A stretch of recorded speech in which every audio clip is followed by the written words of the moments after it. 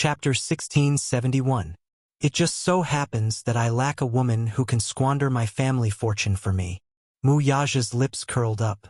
His eyes were conceited and domineering, with a hint of domineering indulgence. Man, he had built this Mu empire just so that one day, his woman and child could live a happy and prosperous life. Other than that, even if he had shocking power, it was meaningless. Yun Shirshir was a little overwhelmed by his domineering words. She had only heard men say this before.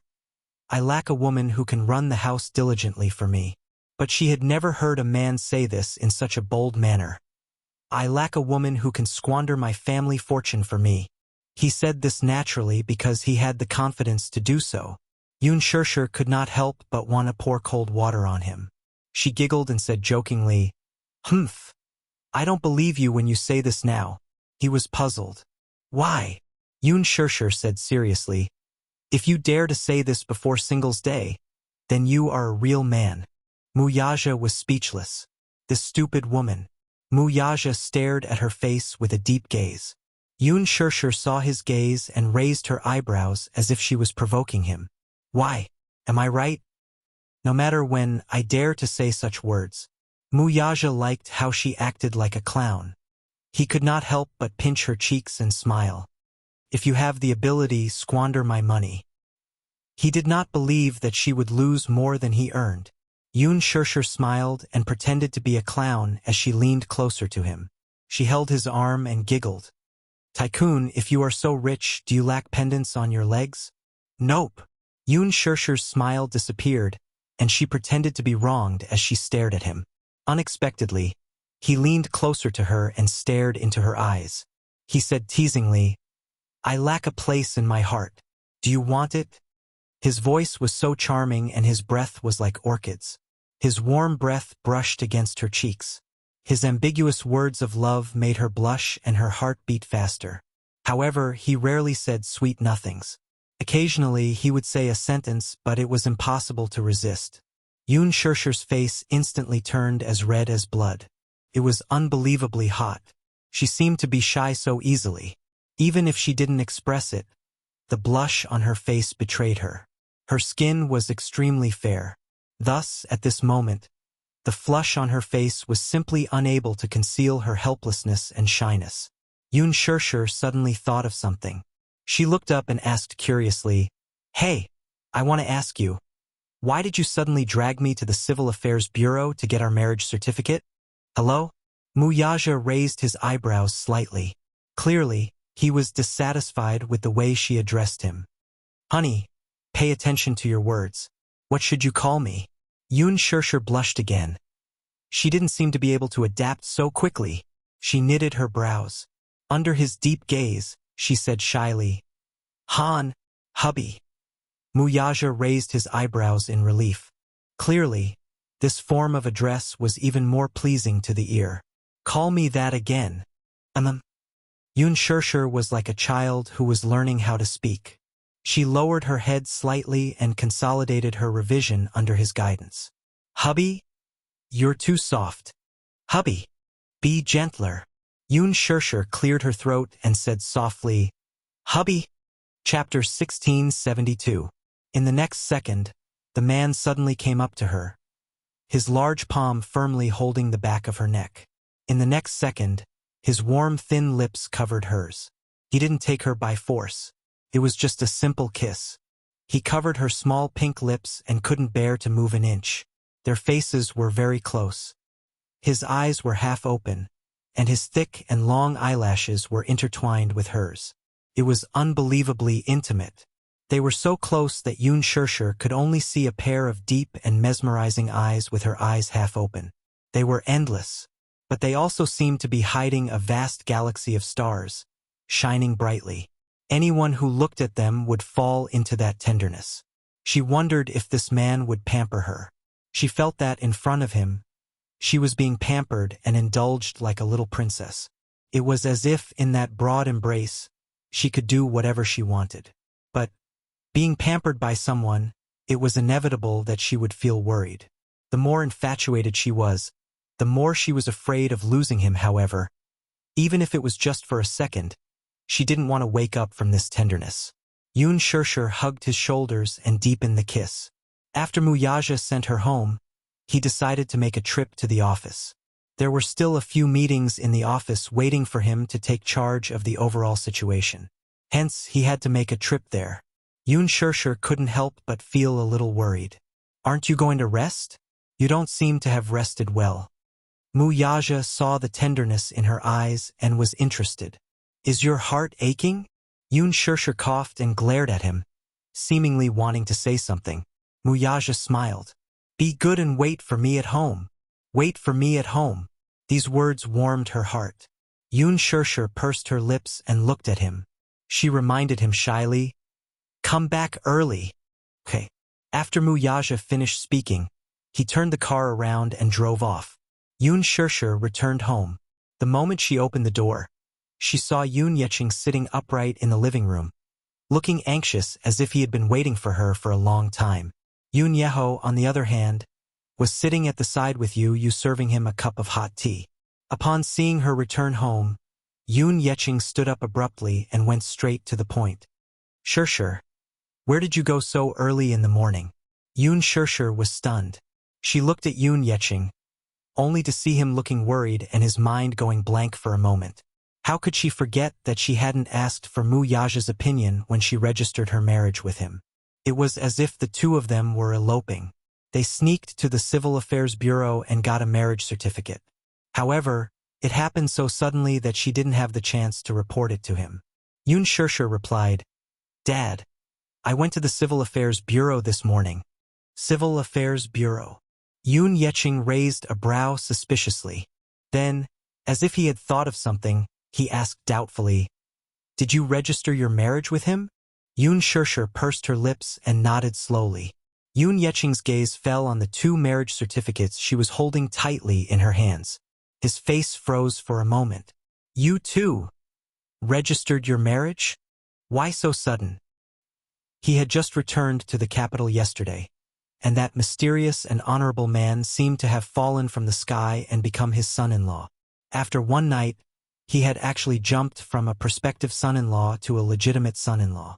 He could not figure it out. Chapter 1673. Yoon Yeching looked at Yoon Shirshir in disbelief. Frowning, he opened his mouth to speak but hesitated.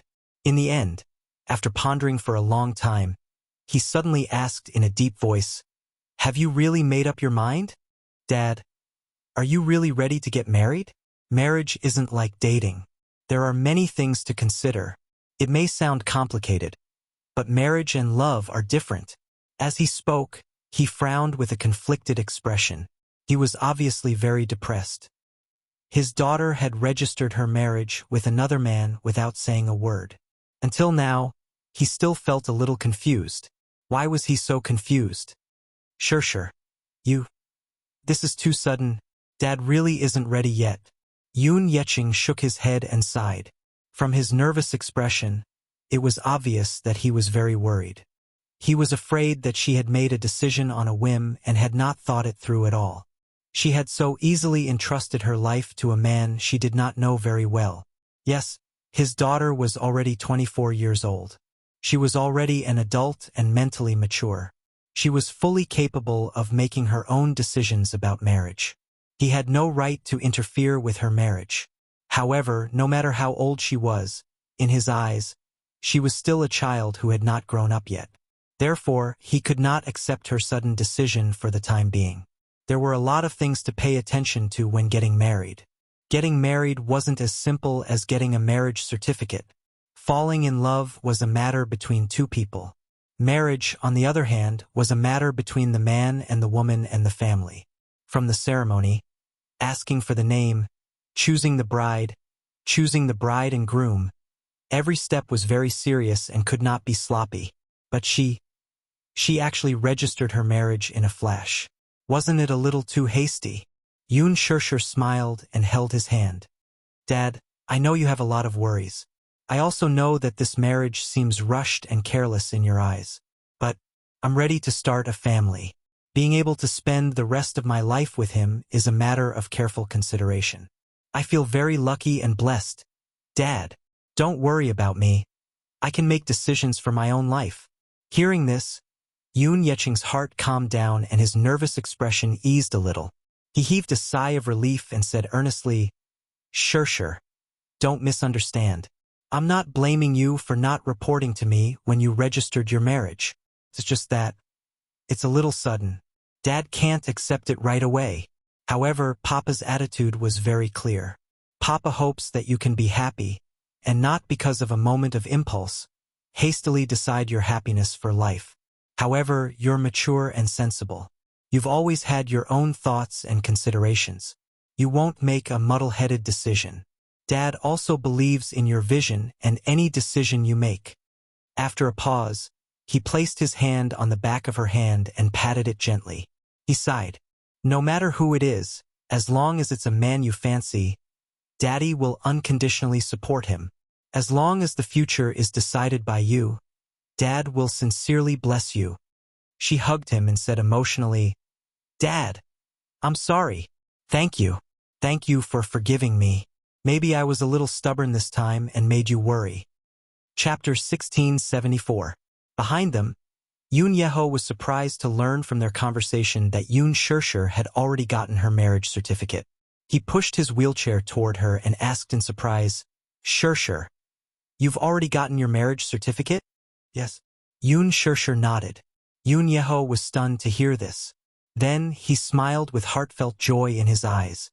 Shirshir, I'm so happy for you. He turned around, only to see a complicated look on his father's face, which was filled with slight dissatisfaction. Brother, look at you. Why do you look like that? Shirshir has gotten her marriage certificate. It's a joyous occasion. This means that I'm in luck. It looks like I'll be able to attend Shirshir's wedding soon. After a pause, he shifted his gaze to Yoon Shirshir and said, Shirshir, Uncle sincerely wishes you all the best. I hope that you'll live a happy life. Yoon Shirshir was touched. Thank you, Uncle. Yoon Yeching asked, Where is he? The he was referring to was probably Mu Yaja. Yoon Shirshir replied, He still has work to do. He went to work after sending me home. Yoon Tianyu and Xiao Yichen gathered around. The mischievous Xiao Yichen snatched the 2 marriage certificates from Yoon Shirshir's hands and flipped through them with Yu. He then exclaimed exaggeratedly, Wow! Mommy is so beautiful. Daddy is so handsome. A handsome man and a beautiful woman. They're a match made in heaven. Yu glanced at him coldly and teased, Yo, Xiao Yichen, you're not simple at all. You've finally used 2 idioms correctly. That's praiseworthy. Xiao Yichen was greatly provoked. He straightened his back and said seriously, I'm a cultured person. Yu mercilessly displayed his unparalleled sharp-tongued skills. Xiao Yichen, since you're so thick-skinned, why don't you lend me some for the winter? Xiao Yichen's face instantly crumbled. He wanted to cry but had no tears. Yu. He was not as eloquent as Yu. In terms of bickering, he was completely at a disadvantage. Xiao Yichen was so angry that he was about to cry. Yu saw that he was about to cry and immediately comforted him. Don't lower your head. The crown will fall off. Don't cry, Yu will laugh. After saying that, a certain evil little munchkin even reached out his hand to rub Xiao Yichen's tender cheeks. Little Yichen looked at him innocently, letting him do whatever he wanted. Seeing the 2 children fooling around, Yoon Yeching and Yoon Yeho could not help but laugh. Yoon Shirshir could not stand it anymore. She grabbed Yu's little hand and slapped it twice. Yu, don't bully your brother. Xiao Yichen resentfully extended his little paw at her. Mommy? Yu snorted at the side. Xiao Yichen, you've grown up. Now you know how to act pitiful to gain sympathy? Humph, I'm not playing with you anymore. Xiao Yichen turned around with a look that said, I don't want to talk to you anymore. Yu smiled helplessly and walked over. All right, Daddy and Mommy are registering their marriage today. Let's get along peacefully, okay? Really? Xiao Yichen turned around and stuck out his little finger. Okay, pinky swear. After the family had lunch, Yoon Shirshir drove to the hotel. Along the way, she asked Qin Zhou and Mu Shi to help her find a relatively quiet neighborhood where she could settle her siblings. Just as she arrived, she heard her daughter complaining. Sure. Why are you only here now? Didn't you say that you'll pick us up in the morning? Chapter 1675. Yun Qingmiao probed from the side. Sure. Don't tell me that you slept in early and couldn't get up? Yun Sure explained.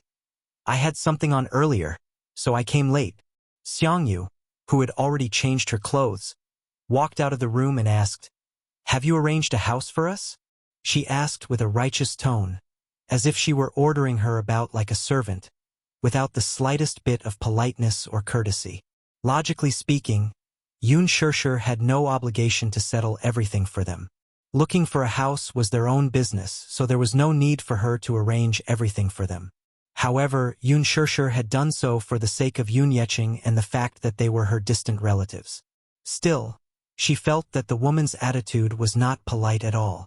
It was as if Yun Sure was expected to do so. Even someone with a good temper like her could not help feeling a little uncomfortable when she heard the woman's words. She mumbled, Not yet. I've already asked a friend to look for a quieter neighborhood. I'll bring you guys over to take a look right away. Only then did the woman nod in satisfaction. All right. Yun Qingmiao and Yun Qinli exchanged glances before they suddenly asked Yun Sure, Is the house price in the capital expensive? It's all right. We just came to the capital not long ago, so we don't have much savings on us. Can you bear the rent for us first? We'll talk about it after we've established a foothold in the capital. Although she was negotiating with her, her tone did not sound like she was willing to negotiate at all. Yun Sure furrowed her brows but did not refuse. She had originally intended to bear the rent for them first, but the moment they said it, it sounded a little different. Still, Yun Sure was an introverted person. Even though she felt uncomfortable, she did not take issue with them. After they were done packing their luggage, Yun Sure paid for the room and drove them to the address Mu she had sent her.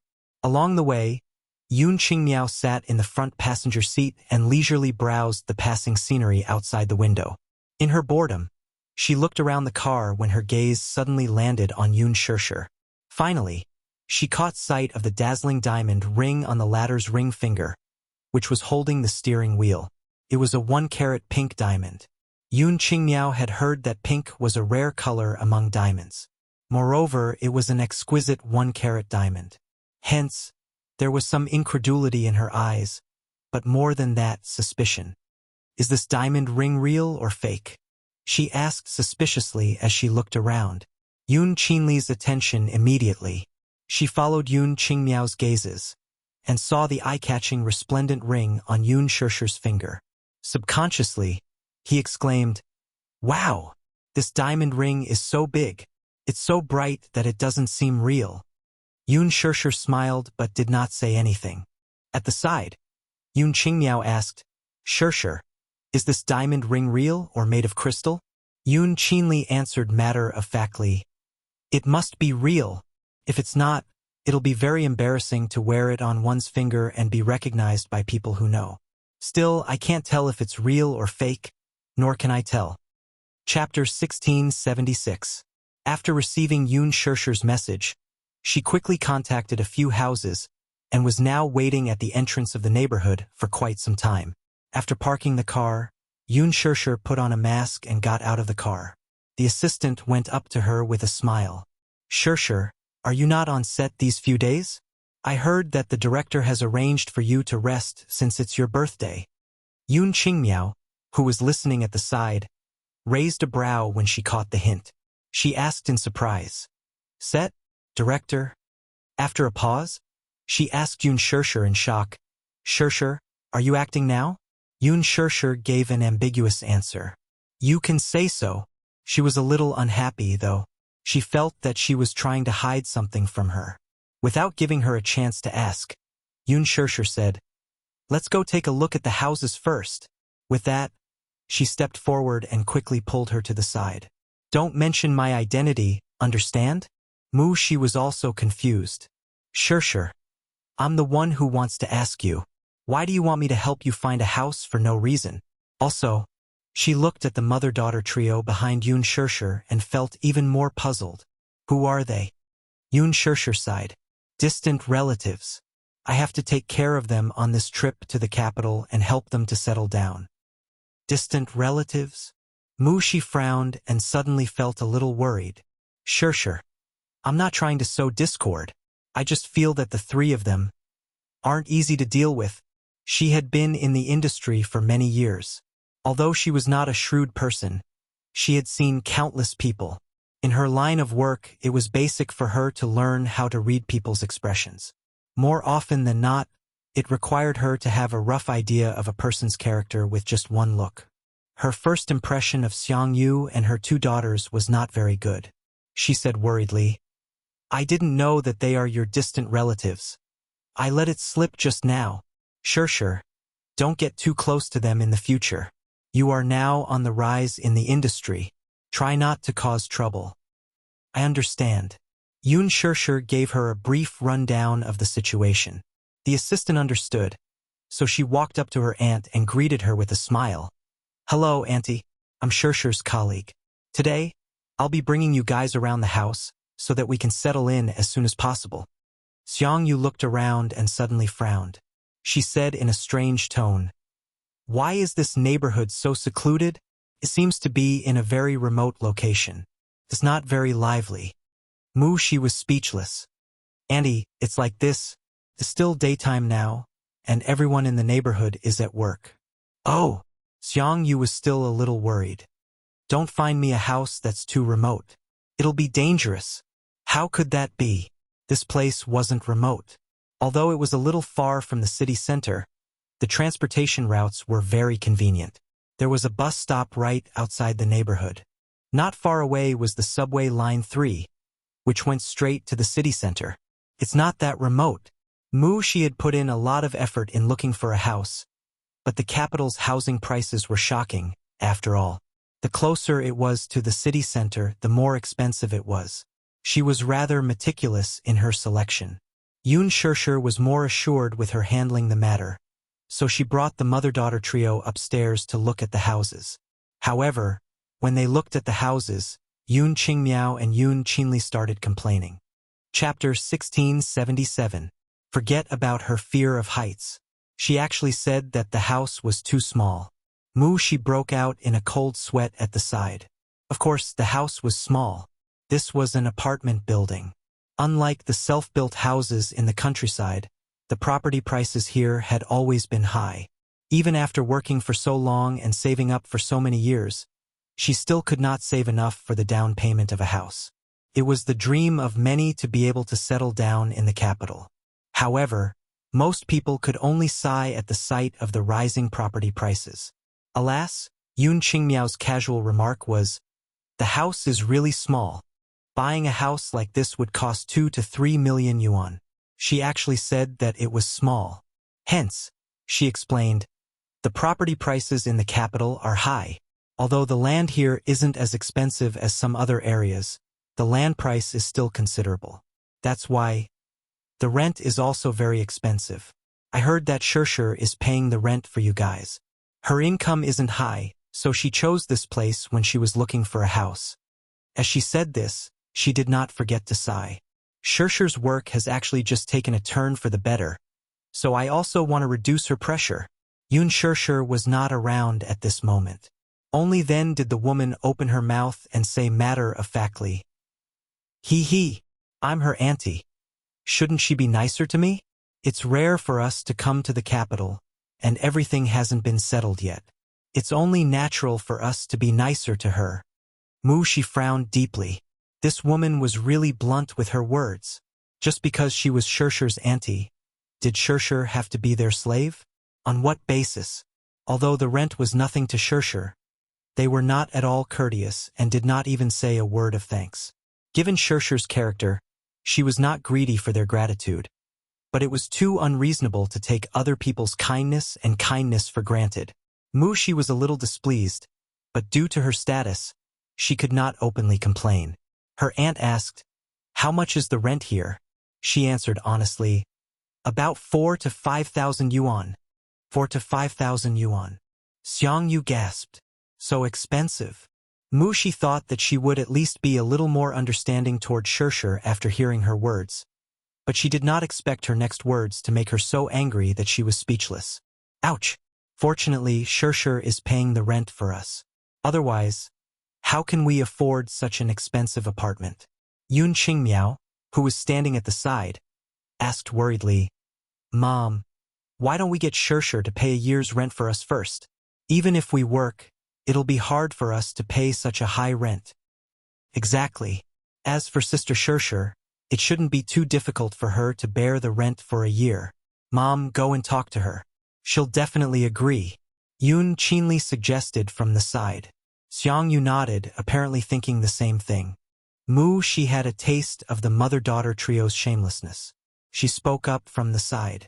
Shirshir has just started working, and you guys are asking her to bear the rent for a year. Auntie, you should be more understanding for Shirshir. Xiang Yu suddenly frowned in displeasure. Yun Qingmiao asked, Just started? That can't be. I see that she's quite well-to-do. She even drives a Mercedes-Benz. I'm guessing that her income should be very high. Otherwise, how can she afford to drive a Mercedes-Benz? Mu Shi thought to herself, it's none of your business what kind of car she drives. Even if she drives a Porsche, she has no obligation to support you guys.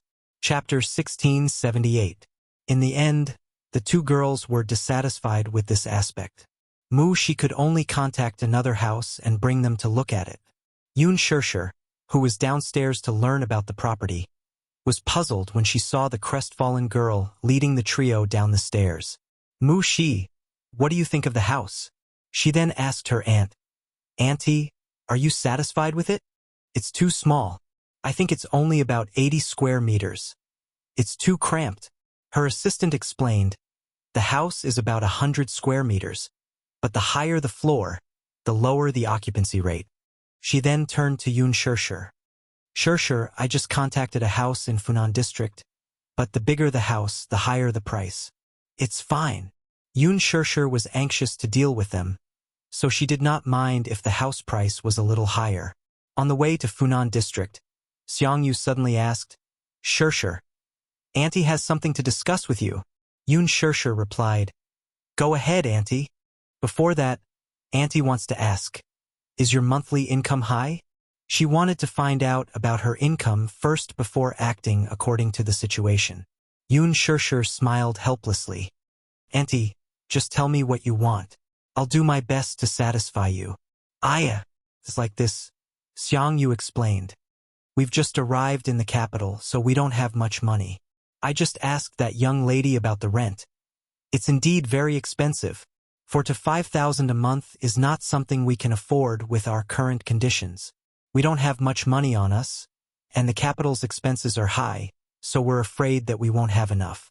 Qingmiao and Qinli haven't found a job yet, so Auntie wants to discuss with you whether you can pay a year's rent for us first, once their jobs are stable. She did not say the rest directly, but the meaning behind her words was clear. She wanted Yun Shirshir to pay a year's rent for them first. Yun Shirshir readily agreed. Okay, no problem. The production team of the Green Apple had already paid her. Although it wasn't a lot and couldn't be compared to the first-tier brands, it was still a decent amount. Lin Fengtian treated her well and paid her double the amount stated in the contract. She was pleasantly surprised and grateful to him, in addition to the remuneration from the advertising contract. Therefore, to her, 40 to 50,000 was not a big number. When Xiang Yu heard her agree so straightforwardly, she became a little suspicious. How could he be so generous? She thought that Yun Shirshir was going to make excuses. Once they arrived at their destination, Mu Shi was in charge of showing them around the house. Even though Xiang Yu was still dissatisfied with it, under her repeated persuasion, she finally agreed to settle on this place. Mu Shi heaved a sigh of relief and completed her mission. Yun Shirshir and Mu Shi then moved their luggage up and sorted it out. She contacted the landlord, signed a lease contract, and paid a year's rent. Because of this, she felt a little indignant. Shirshir, your relatives are really the best.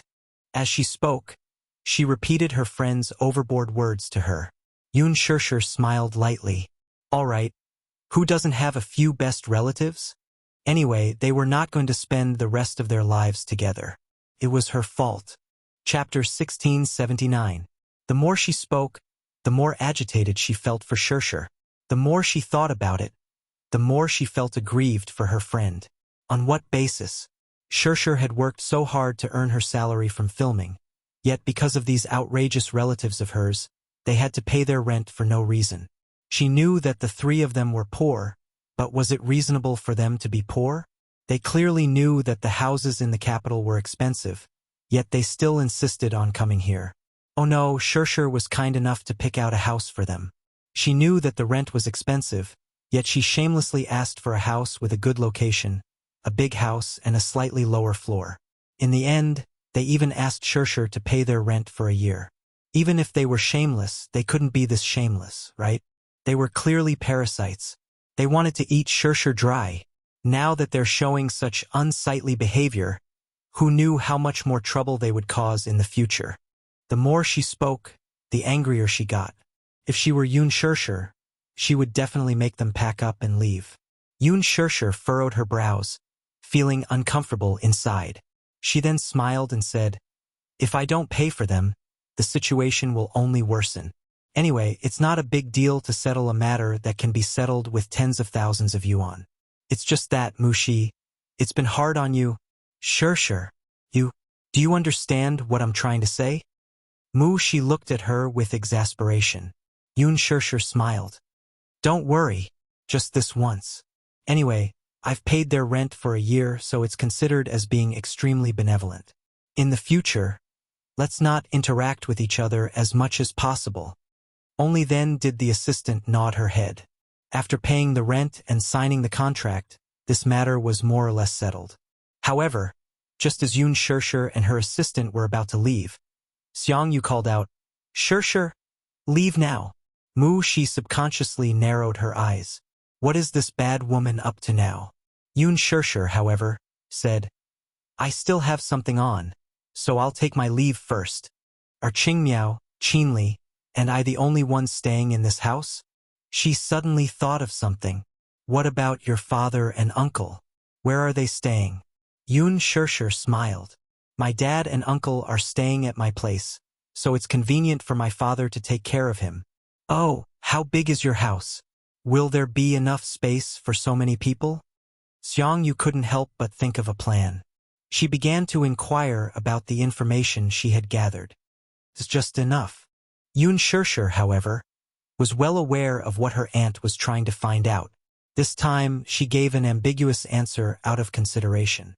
Seong Yu suddenly squeezed over and bumped her elbow. She sneakily asked, "That's right, Auntie, it's not that I'm being nosy, but the man from yesterday, how's his family background?" Yoon Shershur's. "What do you mean still?" Seong Yu couldn't help but assume the attitude of an interrogator, throwing out a series of questions in rapid succession. She asked, "Are his parents still alive?" Yoon Shershur. She asked, "Does his family have a house?" Yoon Shershur. She continued, "I saw him driving a Mercedes-Benz yesterday. I heard from Qingmiao that it's very expensive. It seems that his family background is not bad, right?" Yoon Shershur. She asked, "How's his job? How much is his annual salary? Is it 10,000 yuan?" Yoon Shershur. Chapter 1680. Seong Yu continued, "But, Auntie, this man is a little too handsome. Usually, the more beautiful a man is, the easier it is for him to have an affair behind his wife's back. You have to be careful. Beautiful men are not reliable. They are easy to be targeted." Yoon Shershur frowned. To be honest, if Seong Yu's words were spoken by someone like her mother, it would be unpleasant to hear. However, it was sincere advice that grated on the ears. Her words were sincere as she was worried about her. What she said was reasonable. However, it was inappropriate for someone like her to say such words. It was inevitable that it would sow discord between them. Yoon Shershur curved her lips but was not in the mood to chat with her. Let nature take its course when it comes to relationships. Moreover, he treats me very well and I love him very much. In the future, I intend to hold his hand for the rest of my life. However, Xiang Yu gave a strange smile and exhorted, Sure. Don't be shy. You have to keep your eyes open when looking for a man.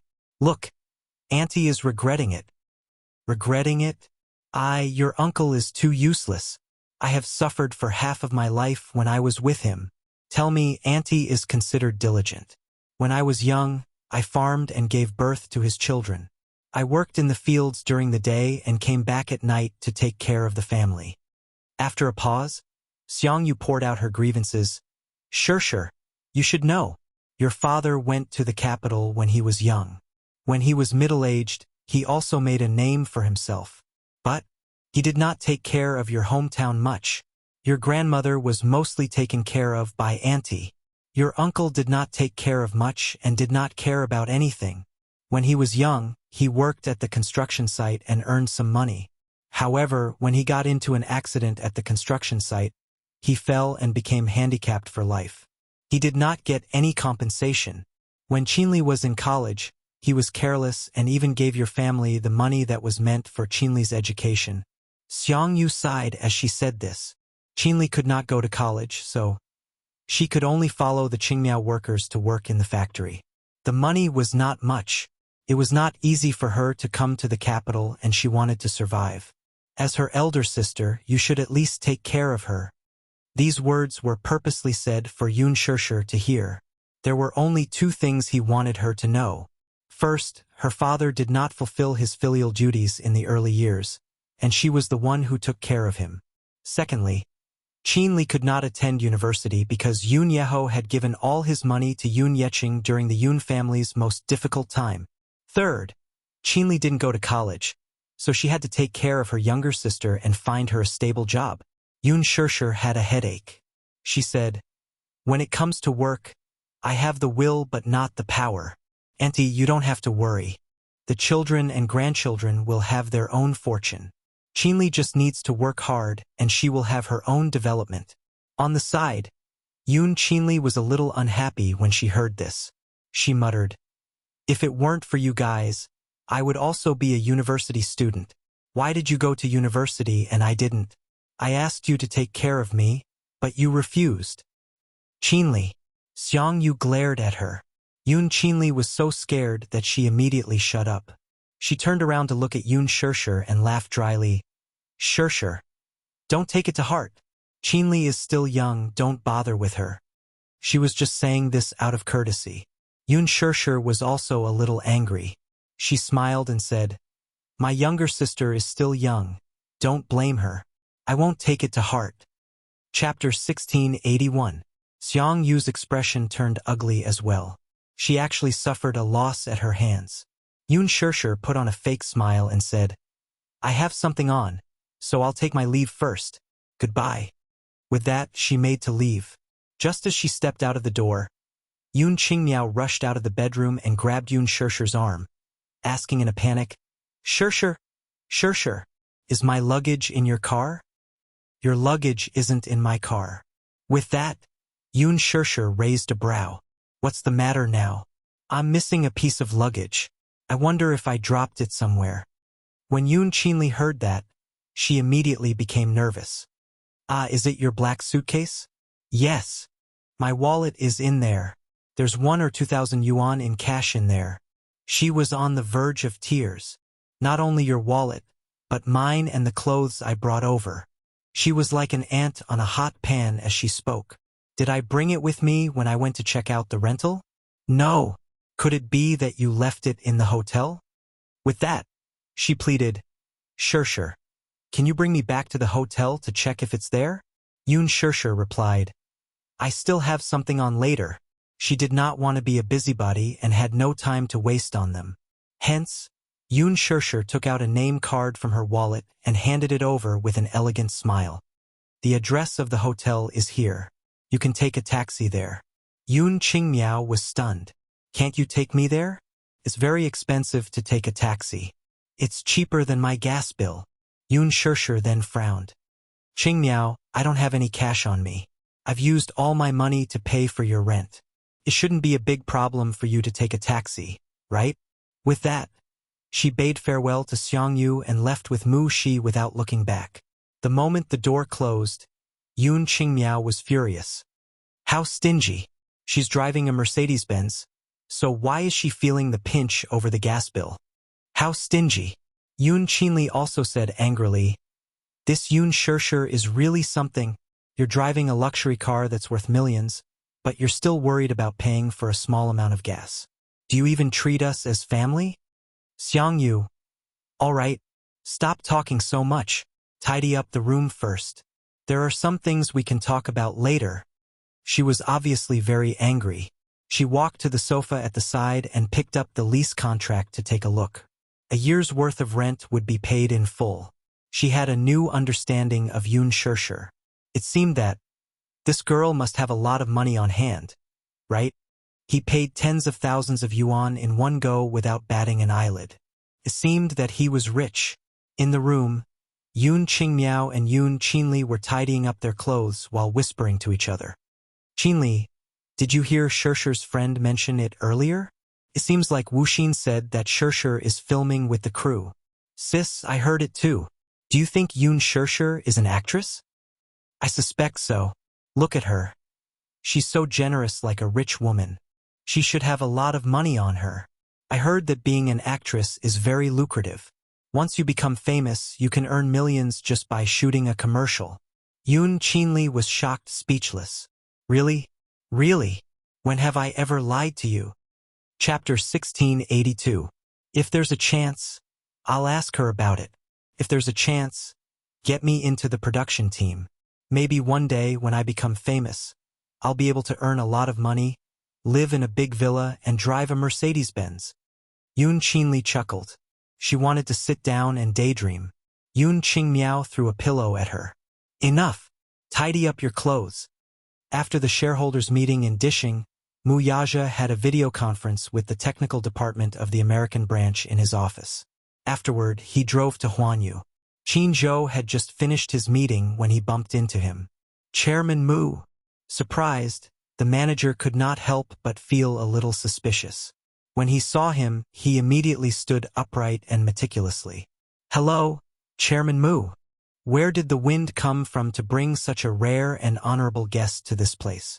Ever since the Mu Group acquired Huanyu, Mu Yaja, as the biggest boss behind the scenes, rarely showed his face in Huanyu. Huanyu's affairs were all handled by a few other senior executives.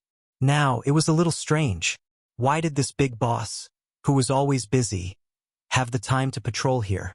Could he be here to inspect the work? Qin Zhou was scheming in his heart as he smiled respectfully. "Haha, Chairman Mu, are you here to inspect the work?" Mu Yaja stood in front of him with one hand in his trouser pocket and the other hanging naturally by his side. Behind him, however, stood a group of Huanyu's top management, who were all dressed in suits and leather shoes. His sudden inspection of Huanyu's headquarters had obviously caught them off guard, so they followed behind him fearfully and exchanged glances. What kind of wind had blown him here? Mu Yaja glanced at Qin Zhou. "Are you busy?" "No, Chairman Mu. I just finished a meeting here." After a pause, Qin Zhou smiled. "What brings you here, Chairman Mu?" "Show me Yun Shishir's schedule." Hearing this, the smile on Qin Zhou's face froze slightly. He roughly understood the purpose of his visit, so he respectfully welcomed him into the office. By the time Mu Yaja sat down on the sofa, a row of people was already standing at the door. Among them, several of Huanyu's higher-ups were trembling in fear as they approached him. Just as they were about to speak, he waved his hand and said with a cold face, "Get back to work." "Yes, Chairman Mu. Do you have any other instructions?" The leader of the group had a fawning look on his face. Mu Yaja frowned and gave him a sidelong glance. "Did you not understand what I said?" Yes, I understand. I'll go back to work now. I won't disturb you any longer." After saying that, the people at the door immediately retreated, leaving the door empty. Qin Zhou took out a stack of documents and spread them out on the table in front of him. Mu Yaja casually picked up a document and glanced through it. His eyes flashed with a hint of coldness. Crash! With a wave of his hand, the snow-white documents scattered like snowflakes. Qinzhou was stunned. Why did you arrange such a packed schedule for her? Mu Yaja was very dissatisfied. He stared coldly at Qinzhou and said in an icy tone, "No wonder she's been especially busy recently. She'll be on the set for half a month. Do you have to arrange such a tight schedule for her?" Qinzhou lowered his head and kept his mouth shut, not saying a word. It seemed that a certain big boss was obviously not satisfied with what he wanted. Chairman Mu. Chapter 1683. Chairman Mu, forgive me for being blunt, but Shirshir is a good actress. She is very talented, so I have great ambitions for her. I hope that she can become the youngest double best actress winner in history. Now that her career is on the rise, it is the busiest time. She still has a lot of free time, so I am also trying to adjust it. Mu Yaja did not agree with him. Since she likes acting, then let her do her best. But there is no need to talk about acting. She can't even take care of her family. He stood up, walked in front of Qinzhou, and looked down at him from above. In the future, no matter what resources or roles she wants, you have to report to me. I will arrange it. Qinzhou was stunned. Mu Yaja's meaning was obvious. He was going to use his resources to support Shirshir. If Mu Yaja could pave the way, then Shirshir would have a lot of resources in the future. However, unexpectedly, Mu Yaja paused and changed the topic. But some unimportant publicity should be avoided. I don't want her to be exposed to the public too much. Chairman Mu. Some publicity was necessary. How could it be avoided? Mu Yaja narrowed his eyes. His gaze was dangerous. You should understand what I mean. I don't like my woman being coveted by others. I don't like the entertainment industry. I don't want her to be tainted by those dirty things. He liked her pure and untainted nature. Hence, he wanted to protect her well. Qinzhou, I used to believe in your ability, so I am not worried when she is in your hands. But now, I have to remind you of something. Mu Yaja paused. His gaze was piercingly cold and piercing as it fell on Qinzhou's face. It was as sharp as an icicle. Some men are not allowed to get close to her as long as there is a little distance between them. I don't like my woman being coveted by other men, even if it is just a glance.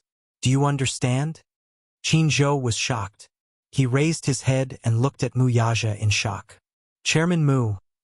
Qinzhou, you are very smart. You should understand what I mean. Mu Yaja narrowed his eyes slightly. Gu Xingze is an artist that you used to manage. For your sake, I won't be calculative about the past. But I came here today to tell you that Shirshir is my legitimate wife. No one is allowed to touch her. If this happens again, I won't give you any face. Don't think that just because he has the support of the Gu family, he can be fearless. How dare he try to go against me? He's not worthy. He did not want to waste any time on Gu Xingze. However, if Gu Xingze couldn't understand the situation and wanted to hit a rock with an egg, he might as well show him that there were some people he couldn't afford to offend. When it came to relationships, he especially cherished them. Especially when it came to Yun Shirshir. It was not easy for him to be able to be with her. He cherished her even more. At the same time, as a responsible man, he would not let her suffer any grievances. For her, he would remain loyal. But at the same time, he also hoped that she would cherish their marriage and their relationship. More than that, he did not want this relationship to be destroyed or disturbed by anyone. He had a serious obsession with cleanliness, both physically and mentally. Chapter 1684. As soon as Mu Yaja finished speaking, Qinzhou's eyes widened in shock as he stared at him in disbelief. What? Chairman Mu had just said that Shirshir was his legal wife. Could it be that they were already married? Why didn't he know about this? When did this happen? Why didn't Shirshir tell him about this? As Qinzhou's mind raced, Mu Yaja spoke again. Of course. I'm not referring to Gu Xingze alone. After a pause, his voice suddenly deepened. I heard that there's an artist with an extraordinary background in her crew. He seems to have some ulterior motives towards her. Who? Qinzhou instinctively asked. After a moment of silence, he realized something. Chairman Mu, are you talking about Hua Jin? Don't worry about this. I've already told Shirshir to stay away from Hua Jin. Hua Jin shouldn't cause trouble for her. Ha ha. Mu Yaja frowned. I heard that Hua Jin is causing trouble in the crew. I don't care about this, but if he provokes someone he shouldn't provoke. He couldn't just sit back and do nothing about this. Qin Zhou was a little surprised when he heard this. He glanced at him cautiously and understood what he meant. Qin Zhou had some idea about the role of Hua Jin. Qin Zhou had inquired about him from various sources and made up for his homework. It was said that Hua Jin debuted in the film and television industry with the stage name Hua Jin when he was 16 years old. With his outstanding looks, he quickly stood out in the industry. However, as a newcomer, Hua Jin didn't have many good resources. Most of the time, he was a supporting actor. He rarely had the chance to get a lead role. Although he was naturally good-looking and had good acting skills, he quickly gained a lot of fans. Later on, he won the male lead role in a TV drama. With that drama, his acting career skyrocketed. It was quite similar to Gu Xingzi's overnight popularity 10 years ago. However, it was said that he was able to win the male lead role in this drama because he had successfully used his character to enter the Beijing Circle. The entertainment industry was divided into 4 major circles: the Beijing Circle, Hong Kong Circle, Shanghai Circle, and Northeast Circle. Among them, the Beijing Circle was divided into 3 groups: Renyi, Beijing Film Academy, and the Beijing Circle. The so-called Beijing Circle referred to the Beijing film and television industry. But anyone who could get into the Beijing Circle and make a name for themselves would not be able to cross the threshold without a financial backer behind them. It was said that the person behind Hua Jin was very mysterious and had a powerful background. Qin Zhou knew who that person was. In the entertainment industry, Hua Jin was known for being a playboy. He often got entangled with many female celebrities and had many ambiguous affairs with them. Every female lead actress who acted with him would have some scandals with him. No one could stop him from taking the initiative. He had a naturally enchanting face and was a classic handsome man. No matter which woman it was, they would be moved by his beauty and fall into his gentle trap. However, without exception, all the female stars who had entangled with him were quickly frozen or banned after filming that movie. They had disappeared from the circle since then. Among these female celebrities, there were also many who came from powerful backgrounds, but they were all banned with a single sentence. One could only imagine how much power the mysterious sugar daddy behind Hua Jin wielded in the capital's social circle. That was why no one, including Gu Xiaoyang, dared to offend him. Chapter 1685. However, unlike those actresses in the past, Yun Shirshir did not try to avoid Hua Jin whenever possible. This, however, left him dissatisfied. It seemed that this woman would not let him be at ease after all. She can film in the production team in the future. However, you have to send her home once she's done. Do you understand? Mu Yaja reminded him. He was worried about leaving his woman in the production team. Qin Zhou hesitated for a moment but eventually gave in and nodded. All right. I understand what you mean. I'll do as you say. I'll leave my woman's career to you, so you have to be careful. If she gets hurt again, I'll hold you responsible.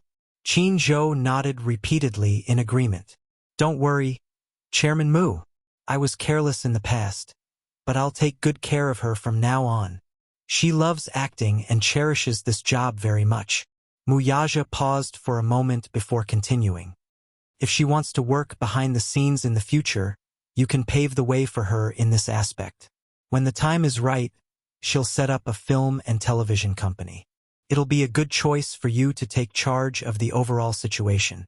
Putting aside other aspects, Mu Yaja had high hopes for Qin Zhou's capabilities. If Yun Shirshir decided to work behind the scenes and set up a film and television company in the future, Qin Zhou would be one of his generals. Feeling flattered, Qin Zhou smiled and said, "It's my honor that Chairman Mu thinks so highly of me. I won't let you down." Yun Shirshir drove home. Under Yun Yeching's request, she made an appointment with a Chinese medicine specialist to send Yun Yeho to the hospital. When Yun Yeho was crippled back then, he did not receive any treatment and simply returned home to recuperate. After a diagnosis, the doctor regretfully expressed that if he could have gone to the hospital in time for surgery and undergone vigorous rehabilitation, there was still a chance for him to stand up again.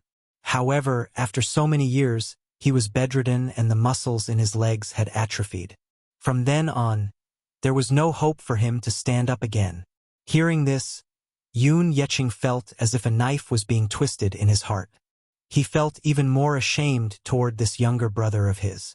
If it were not for him back then, if it weren't for the Yoon family's mishap, Yoon Yeho wouldn't have given him all his savings in order to help him, and he wouldn't have ended up crippled for life. According to the doctor, this kind of surgery was not very difficult. In the county, it would cost at most 30,000 yuan to cure the leg. However, after Yoon Yeho was injured, the foreman ran away with the money and didn't get a single cent for compensation, nor did he get an explanation. After secretly giving all his savings to Yoon Yeching, he thought that his legs were useless, so he went home after a simple treatment. Apart from his legs, Yoon Yeching also did other checkups on his brother, and the report was only released the next day. Once they were out of the hospital and in the car, Yoon Yeching secretly wiped his tears sadly. As Yoon Shirshir steered the car, she caught sight of her father's gloomy face through the rearview mirror.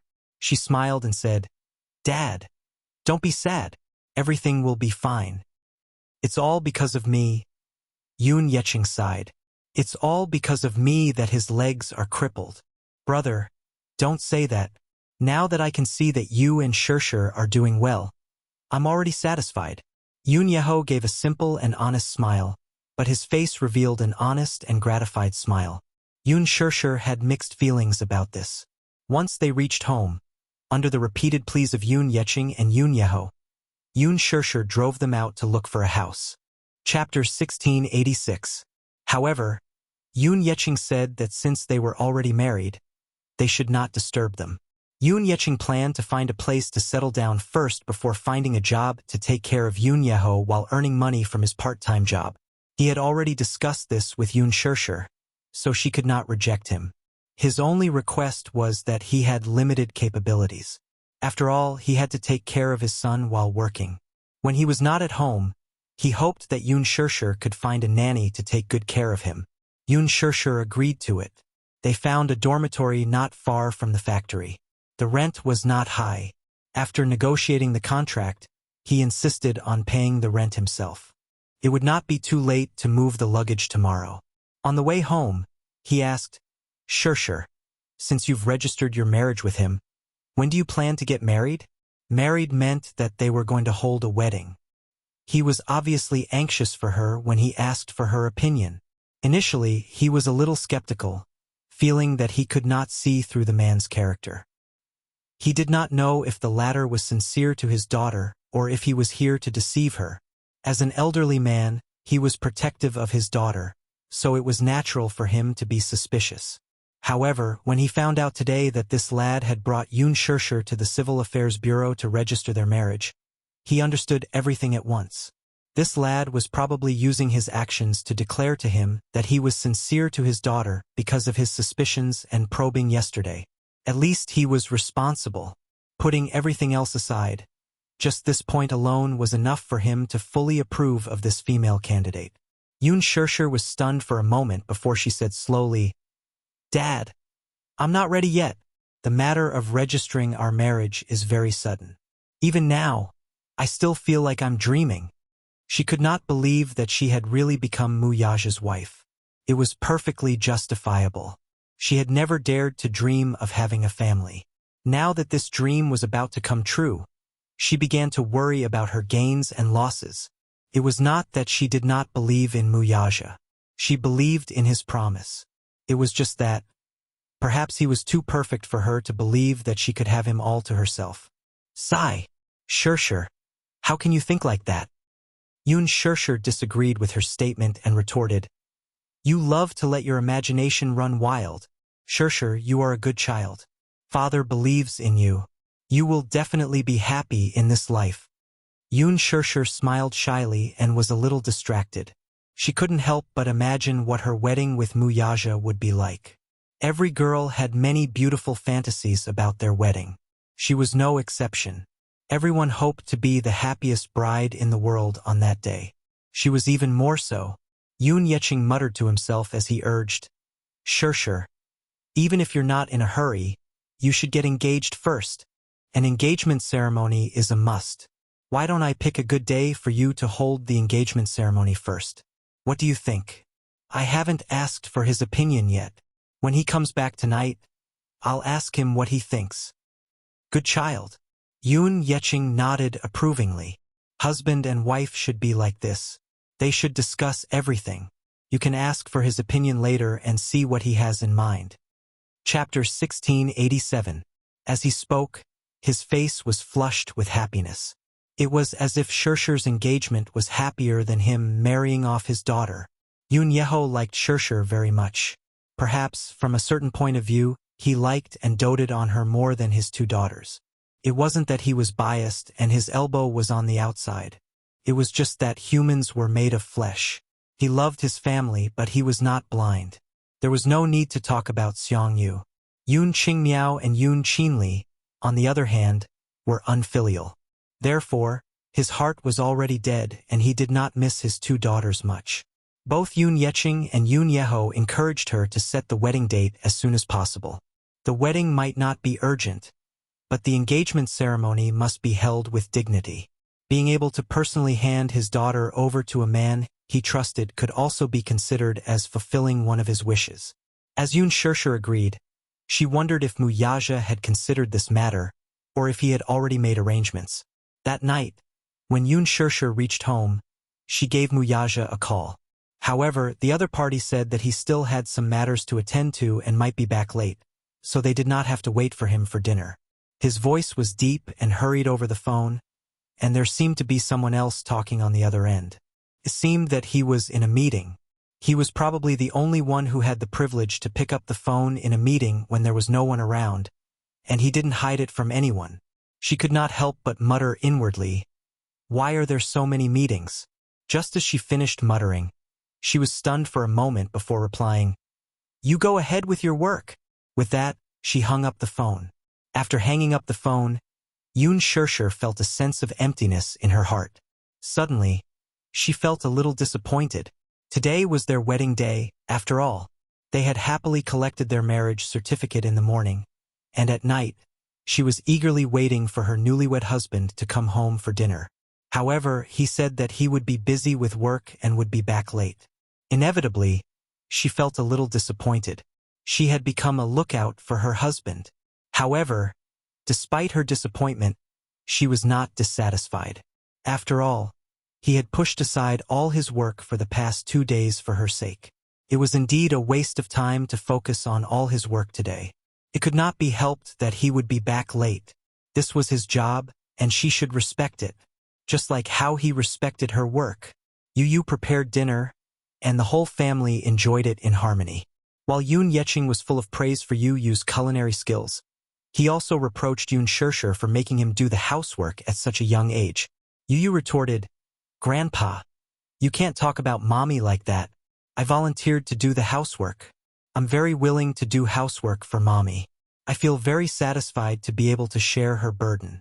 Yoon Yeho was touched by his son's obedience and couldn't help but compare the two of them in his heart. Yu was only 7 years old, but he was already so sensible and filial. Look at his two daughters. Sigh. Forget it.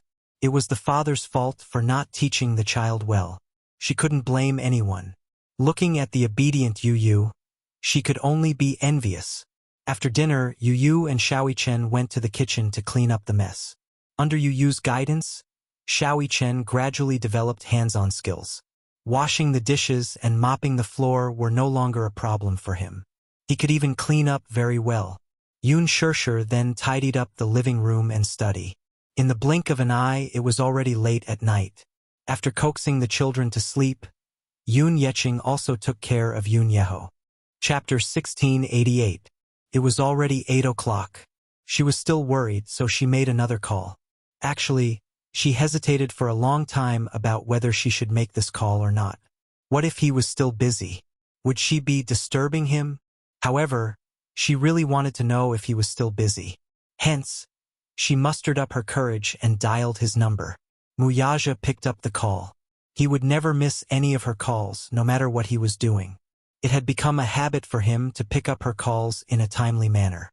Over the phone, Wuxia's voice sounded slightly tired and hoarse. From the sound of it, he seemed to still be in the middle of a meeting. Still in a meeting that lasted from 5 o'clock to 8 o'clock. Yun Shishir sighed again and again. Wuxia said, "I'll probably be very late. You should rest first. Don't wait for me. Come back early." After Yun Shishir finished speaking, she hung up the phone and sat on the sofa in the living room. Although she was very sleepy, she didn't feel like going back to her room to rest at all. Just today alone, she really wanted to wait for him to come home. However, this phone call had also taught her the meaning of putting herself in someone else's shoes. The process of maturity was gradually learning to put oneself in someone else's shoes. Now, it turned out that waiting for him to come home was such an anxious and uneasy matter. It turned out that she was really worried and missed him when he came home so late. Similarly, she had been on set for so long and rarely called him in half a month. He must have missed her that much too, right? Hence, on the night of the proposal, before they even entered the hotel, he had hugged her so tightly. It was as if he had poured all the longing that he had accumulated for more than half a month into his arms. He couldn't bear to let go.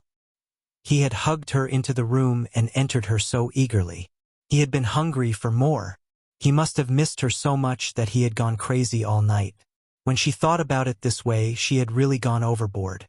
No matter how busy work was, it couldn't be an excuse to neglect home. That was why he had asked her not to work and to stay at home so that he could take care of her. She actually didn't understand what he meant. As Yun Shishir thought about it, she felt extremely guilty. She hugged her knees and buried her face in her arms. She felt so bad that she wanted to cry. Looking out the window, it was already late at night. But the more she waited, the less sleepy she felt. The waiting time was so long, minute by minute, second by second. It was as if the clock had been delayed. Even though it felt like a century had passed, only a quarter of an hour had passed. She blamed herself for being so pretentious. They had just met in the morning. How could she miss him so much in just half a day? When she was on set, had he also waited for her so bitterly? Yun Shishir could not help but imagine a scene in her mind. In the meeting room, Wuxia sat at the head of the table. He looked exhausted, but he still sat up straight and listened to the meeting report. Just thinking about it made him feel tired. Even if he didn't do anything, his body wouldn't be able to take it after sitting in a chair for more than 4 hours. While worrying, he waited anxiously. Until midnight, at 10:30, there was the sound of car horns outside the door. Then, there was the sound of a car slowly parking in the garage. A few minutes later, when Wuxia opened the door and walked in, there was a light at the entrance. He threw the keys on the cabinet. Just as he took off his jacket and hung it on the hanger, the sound of his movements woke Yun Shishir, who was dozing off on the sofa. "You're back." Chapter 1689. Wuxia was stunned. He looked in the direction of the sound and turned on the lights in the living room. The lights in the living room lit up. She had been in the dark for a long time, so she couldn't adapt to the sudden bright light. She covered her eyes, and the dazzling light made her more clear-headed. She hurriedly pulled on her slippers, stood up, and said somewhat uneasily, You're home. I've been waiting for you for a long time." Wuxia glanced at her. She seemed to have taken a shower. She was wearing thick pajamas, and her hair was draped over her shoulders. Just by looking at her, he seemed to be able to smell the shower fragrance on her body. However, when he saw the tired look on her face, he was slightly angry. "Didn't I tell you to sleep first? I clearly told you that I'll be home very late." Yun Shishir was shocked by him. She didn't expect that after waiting for so long, he would be so angry that he would reprimand her. For a moment, she didn't know what to do. She stood there uneasily, afraid that any movement would anger him. What's wrong with you?" He gave off a feeling that he was very irritable. When Wuxia saw that she seemed to be frightened, he immediately kept the cold expression on his face. He looked away and calmed down. He explained, "I didn't mean to scold you. I'm just A little tired. I'm a little angry to see that you've been waiting for me for so long. After that, he sat down at the dining table with a tired face. However, his complexion was a little bad. I'm sorry to have worried you. Yun Shirshir paused. She saw that he was frowning, his face was pale, and his eyebrows were tightly knitted. She couldn't help but feel nervous. What's wrong? Yun Shirshir went up to him and said, You don't seem to be feeling well. Wuxia didn't force himself and said, My stomach hurts a little. The meeting at 4 in the afternoon lasted until 10. Because of a conflict in a case, the meeting was in a deadlock. Even when the meeting ended, they couldn't resolve it perfectly. For a full 6 hours, he still hadn't finished his meal. When the meeting ended, he didn't feel well, so he didn't stay in the office and drove home. When Yun Shirshir heard that his stomach wasn't feeling well, she asked worriedly, Did you not have dinner? Yes. He only ate a little for lunch. His schedule from today to tomorrow was packed, and he had no time to think about dinner. When Yun Shirshir heard this, she immediately said, Wait, I'll cook some noodles for you. Wuxia looked up and wanted to stop her, but she had already rushed into the kitchen, turned on the lights, and started the fire. He took a few deep breaths and then smiled. Even though he felt a little heartache and a little angry when he saw that she had to wait for him so late at night, but to be honest, there was someone silently waiting for him when he returned in the middle of the night. Moreover, she considerately left a lamp on for him. This kind of feeling was both warm and blissful. There was a kind of warmth of home. Warmth, he hadn't used that word in a long time. However, this woman gave him such a feeling. Warmth. This was probably the greatest meaning of marriage. To be able to spend the rest of his life with the woman he loved was the happiest thing in the world. Everything else wasn't important. 15 minutes later, Yun Shirshir brought out the noodles. After she presented it to him, she sat down opposite him and rested her chin on her hands. She smiled and said, Eat. Try my cooking. You said that you've improved. Chapter 1690. Yun Shirshir stared at him in a daze. She liked looking at him like this. He was so handsome when he smiled. The moment he lowered his head, he was gentle and dashing. At that moment, she felt a surge of emotions in her heart. This is my man. This is my husband, my hubby, the person I'm going to spend the rest of my life with. At this thought, she suddenly recalled Yun Yeching's words. He urged her to ask him when the marriage was going to be settled. Yun Shirshir knitted her brows. She wanted to ask, but when the words reached her lips, she swallowed them back down. Somehow, she felt that if she were to ask that, she would appear a little too unreserved. While she was letting her imagination run wild, Wuxia had already finished half a bowl of noodles. He ate quietly and elegantly. Even in such a sophisticated environment, he did not make a single sound. He was just like an upper-class aristocrat. She did not notice it at all. When she turned to look and saw that he had already eaten so much, she hurriedly asked, How is it? Is my culinary skills okay? He simply replied, I'm not commenting. Yun Shirshir. Why? Is my culinary skills bad? Wuxia raised his eyes to look at her and then reluctantly said, The taste is not bad. Not bad. Not bad. Not bad. These 3 words were the most typical perfunctory words. Yun Shirshir instantly deflated like a balloon. She felt that she was still far from being a virtuous wife. What's wrong? Wuxia saw the disappointment in her eyes and smiled. I thought that you've already accepted your lack of talent in cooking. Don't you know that your words are very hurtful? Wuxia nodded seriously. The truth is usually hard to listen to. Yun Shirshir said angrily, If it's not good, then don't force yourself to eat it. With that, she reached for the bowl. Wuxia grabbed her hand. What are you doing? Yun Shirshir pouted. Didn't you say that my culinary skills are terrible? Then don't force yourself. Since it's so hard to eat, then don't eat it. Wuxia said, You stupid woman. You don't know anything else. But you're good at distorting the meaning of others. Yun Shirshir retorted, Then, what do you mean? I didn't say that your culinary skills are terrible. I only said that your culinary skills are average. After all, compared to Yu Yu's superb culinary skills, his mother's culinary skills, which were considered mediocre, could hardly catch his eye. Humph. Sorry, I don't have any culinary skills. With that said, she made a move to snatch the bowl. Wuxia refused to let her go, though. He exerted force in his arm and pulled her into his embrace. Shirshers. Yun. Shirshers at Shirshir at Mu. Mu at Shirshir at Mu's Shirshir was Shirshir's Mu was Mu. He lowered his head and gently held her face.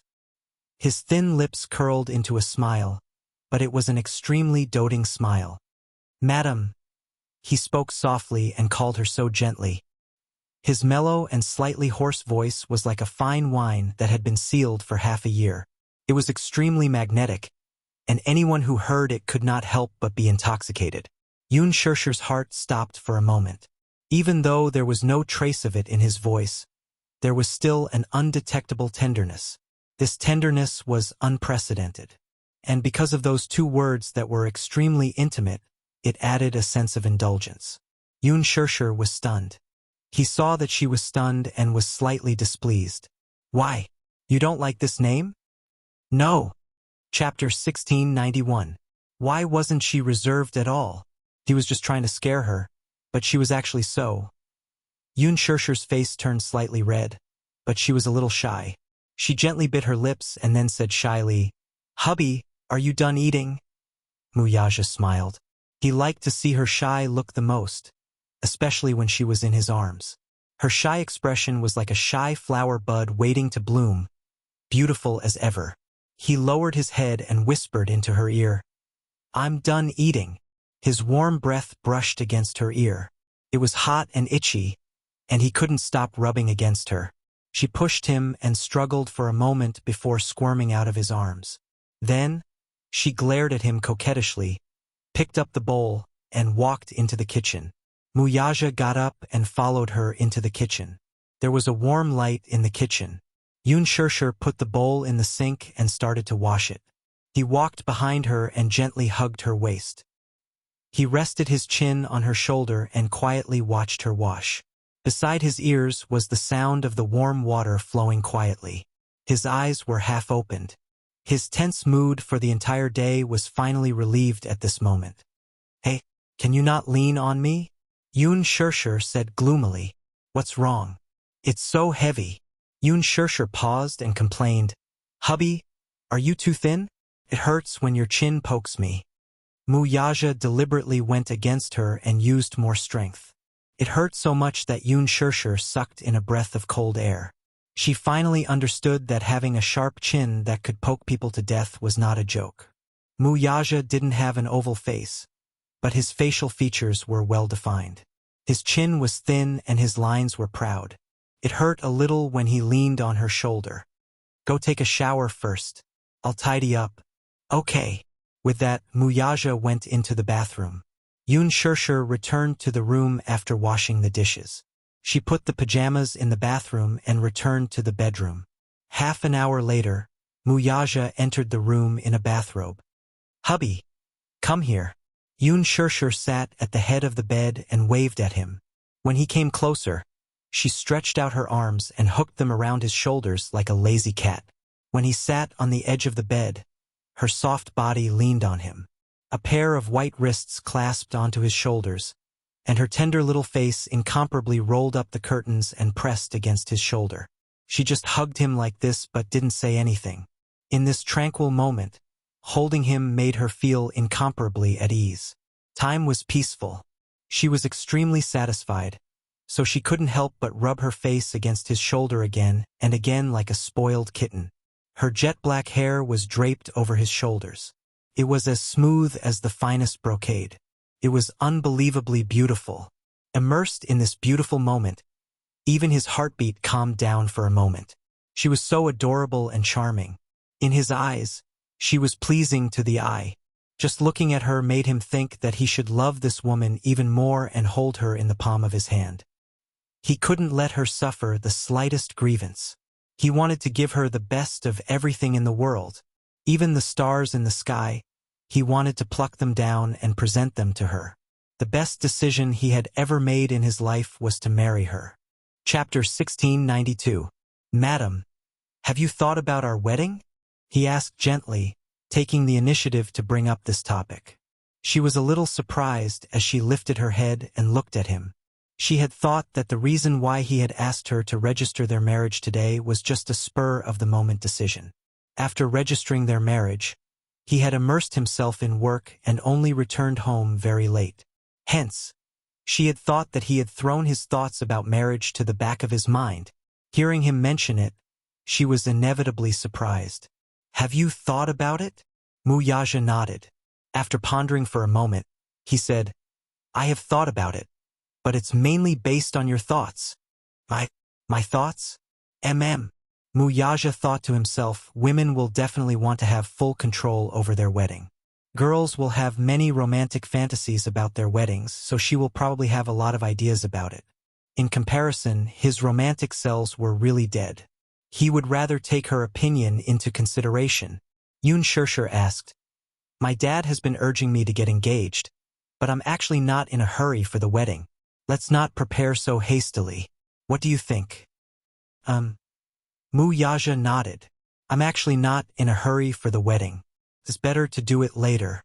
After a pause, as if he was afraid that she would misunderstand, he said, Don't let your imagination run wild. The reason why I said that I'm not in a hurry is because I have my own considerations. Although registering our marriage is simple, there are many things that we have to pay attention to when it comes to our wedding. Our wedding must be grand, just like I promised you. On that day, I will announce to the world that you are my bride. Wuxia was stunned for a moment. Her heart was slightly moved by his words. Wuxia lowered his head and gently kissed the corner of her lips. Following which, he said, Sure, I promised you that I would give you the wedding of the century. Do you remember? I remember everything you said. Wuxia smiled slightly. Although the wedding is not in a hurry, there are two things that I will arrange as soon as possible. Wuxia couldn't help feeling puzzled and asked curiously, What are the two things? The first one is an engagement. Wuxia continued, I already have a preliminary idea about the engagement ceremony. I plan to hold our engagement ceremony on the island. After all, I hoped that the engagement would not be disturbed by any media, and I did not want to make a big fuss and hold it with only relatives and friends. After the engagement ceremony, I will hold a press conference to announce our marriage. However, I will keep your identity a secret for the time being and will not reveal it to the public. You're a public figure now. Announcing our marriage too early will only bring you unnecessary trouble. Do you understand? Wuxia nodded in a daze. Even though she did not understand why he did this, she understood his decision. In fact, Wuxia couldn't wait to let the whole world know about their engagement. However, it was impossible. Firstly, he decided to arrange the engagement ceremony as soon as possible. After all, what she hoped for was to give her and her family an explanation. Secondly, if the engagement ceremony was held in the near future, then it would definitely cause a sensation in the Mu family and cause unnecessary trouble. Before he settled those troublesome people in the Mu family, he would not reveal her identity to the public. Chapter 1693. Then, besides this, what's the other thing? She asked. Wuxia looked down at her and said slowly, I've decided to announce Yu's identity to the Mu family. As soon as he finished speaking, Wuxia looked at him. Her eyes were filled with shock and surprise. Then, there was a faint joy in her eyes. You've decided to announce his identity? Yes. Wuxia nodded. It's been 7 years. Since we're already married, I don't want to wait any longer. But then Wuxia was a little worried. You said that you want to announce Yu's identity. I'm very happy. At least, he can stand beside you openly and call you daddy without any qualms. He doesn't have to bear the title of an illegitimate son anymore. But if we announce Yu's identity to the Mu family, will they really accept him? They have to accept him whether they want to or not. There's no room for negotiation. Wuxia's tone was very firm. There was no room for negotiation. Yu is the heir that I've decided on. He's also the candidate to be the head of the Mu family. No one can question the person that I've decided on. His domineering style was undoubtedly reflected at this moment. Yun Shirshir was surprised, happy, and touched. She seemed to have waited for this moment for too long. She was really happy for Yu to stand beside him as his son. That was great. Yu could finally call him daddy openly. Finally. He didn't have to be pointed at by other children and suspected of being an illegitimate son. But you said that Yu is the heir that you've decided on? Then, what about Xiao Chen? Xiao Chen isn't suitable. Mu Yaja smiled, but did not say anything. Yu was a business genius. She was smart and talented at such a young age. She was able to bring a toy company from the brink of death back to life and turn it into a business empire in just 2 years. This was truly shocking. Little Li Chen, on the other hand, was not just lacking in this aspect. There was no doubt that his talent in business was not as good as Yu's. Therefore, choosing Yu as the successor of Mu Group was a decision he had made after careful consideration. However, he suddenly thought of something. He frowned and said hesitantly, "It's just that I have no choice but to accommodate you. In the Mujia, I may not mention your identity for the time being. Let's keep the matter of our marriage a secret for now." "Don't worry." Yun Shirshir thought for a moment and then smiled gently. "I'm willing to wait for you." He had promised to give her a sensational wedding of the century. She believed him and was willing to wait for that day to come. She wasn't looking forward to the sensational wedding of the century. Instead, she was looking forward to the moment when she officially placed her hand in his palm as his bride. She was willing to wait. Moreover, she was still filming. It wouldn't be too late to arrange the wedding after her career had stabilized. Moreover, he had already proposed to her. The wedding wouldn't be too far away. She could afford to wait. Since she had decided to spend the rest of her life with him, she had to trust him unconditionally. "Good girl." Mu Yaja kissed her eyebrows.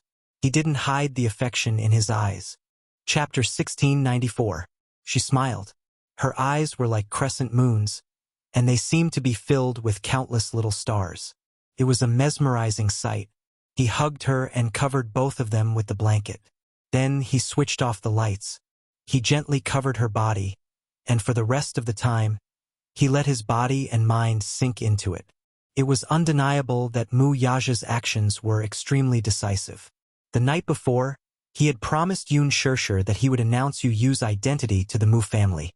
However, the next day, he picked Yu up from school and drove straight back to the Mu family's house. On the way, Yu changed into a small suit.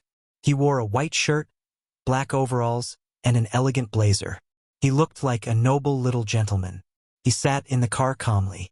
When he heard that Mu Yaja had decided to announce his identity to the Mu family, he agreed without hesitation. That was because he did not care about anything else. He was satisfied to be able to stand beside his daddy in a dignified manner. However, when the car slowly drove into the Mu family's house, his heartbeat suddenly became erratic.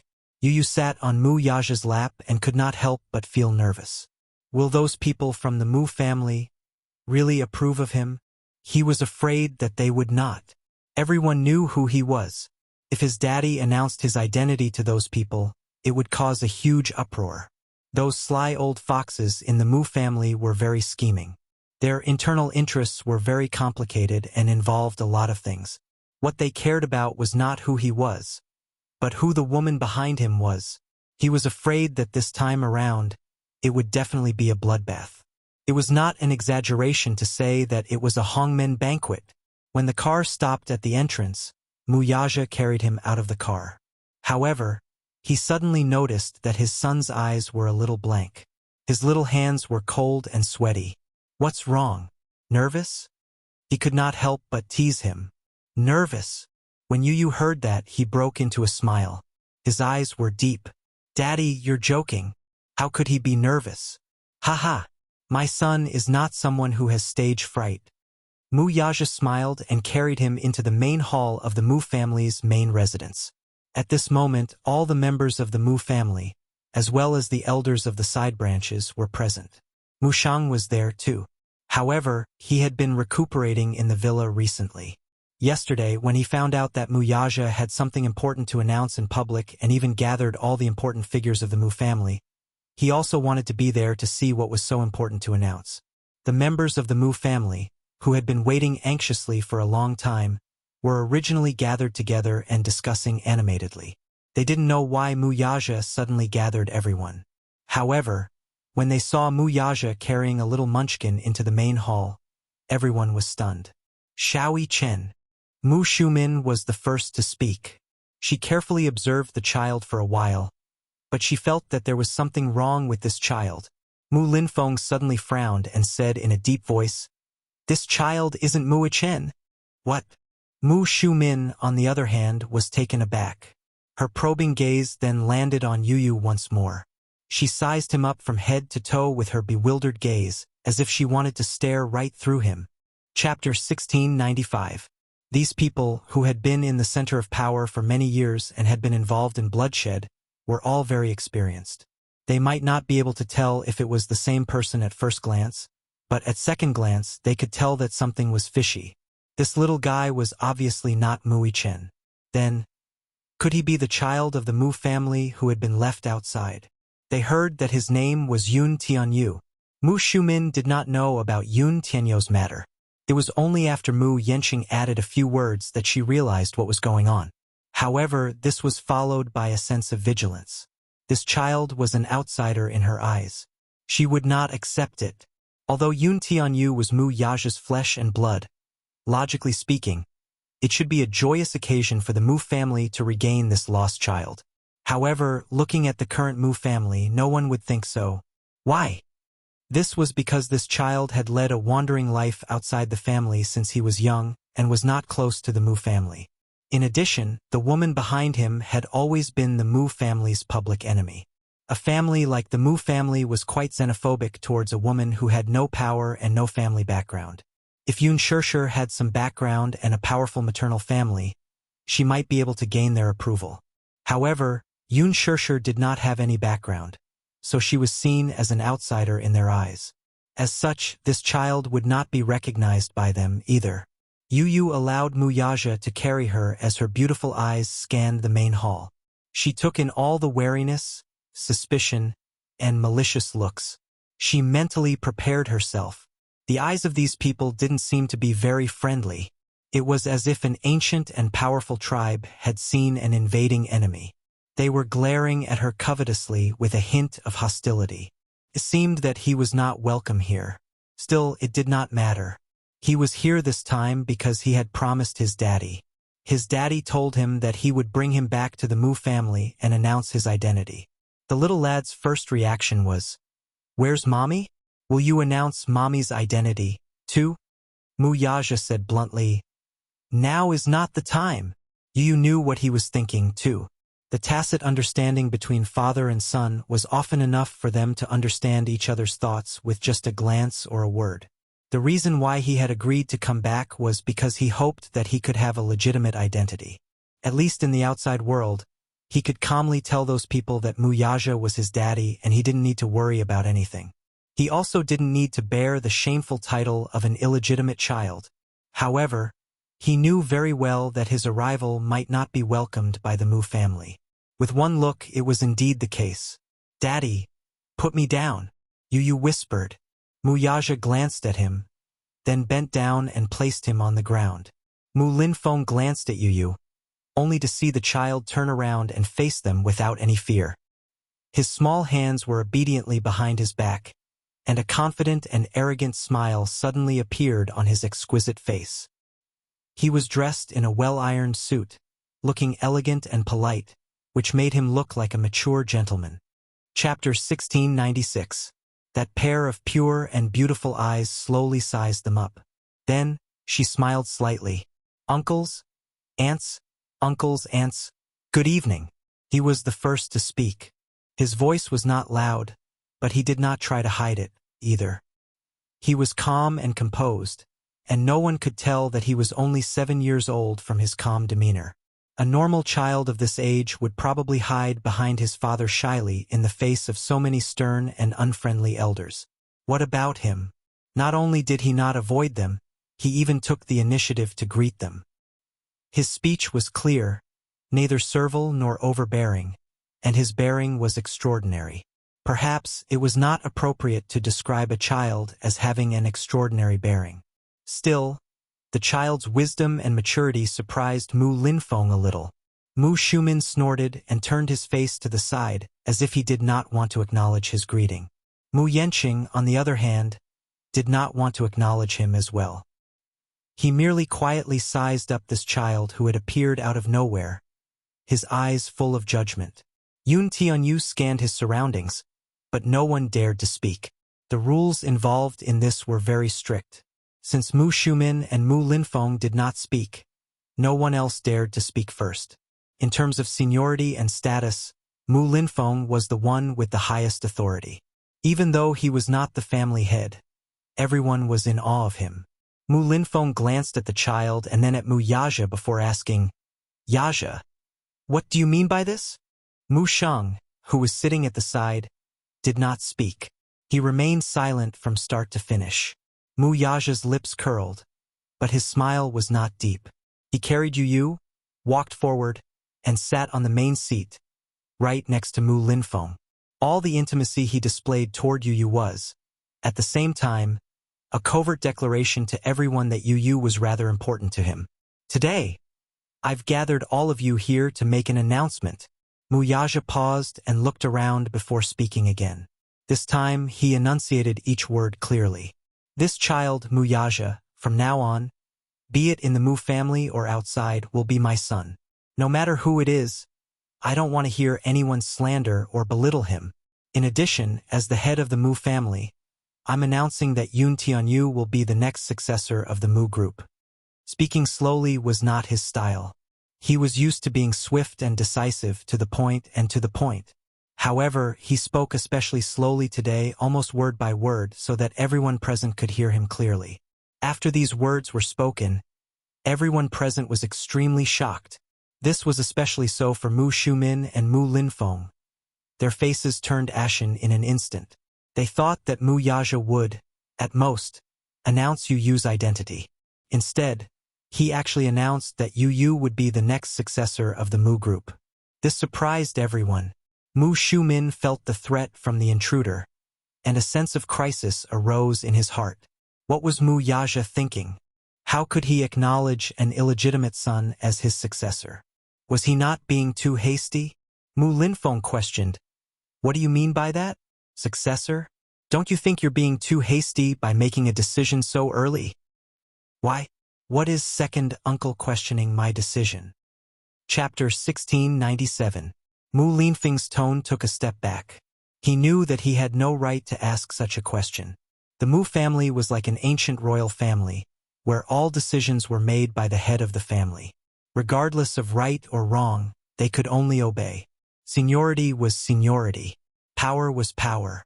Even though Mu Linfeng was his elder, Mu Yaja was now the family head, so he had no right to question his words. It was just that Mu Yaja could not interfere with his decision. Mu Linfeng did not approve of Yu from the bottom of his heart. Hence, even though he did not say anything, his expression was still unpleasant. Yu saw this and snorted inwardly. He did not care whether Mu Linfeng approved of him or not. This included everyone present. Mu Shumin gritted his teeth with hatred in his heart. His face was ashen. After a moment of silence, she said, "Yaja, let's not talk about whether we approve of this child or not for the time being. Just like what your second uncle said, isn't it too hasty to appoint a successor so soon? The successor of the Mu family isn't something you can appoint just because you want to. You have to see if this child is worthy of the title and if he is outstanding enough." As soon as she finished speaking, Yu looked at her. However, his gaze deepened in an instant. "Daddy, how should I address this person?" Mu Yaja replied, "According to seniority, you should call her grandaunt." He smiled slightly and asked politely yet sharply, "Hello, grandaunt. May I ask what kind of criteria are used to determine the successor's qualifications?" Mu Shumin was momentarily at a loss for words. Yu smiled and sat on Mu Yaja's lap with a slightly gloomy expression. "It seems that I'm not very popular in this family. However, I'm not here for anyone's approval. Neither is it for the status of the Mu family's successor. Whether you approve or not, it has nothing to do with me. Looking at their faces, it was as if his appearance would threaten their interests. Indeed, the Mu family's internal interests are very tied up.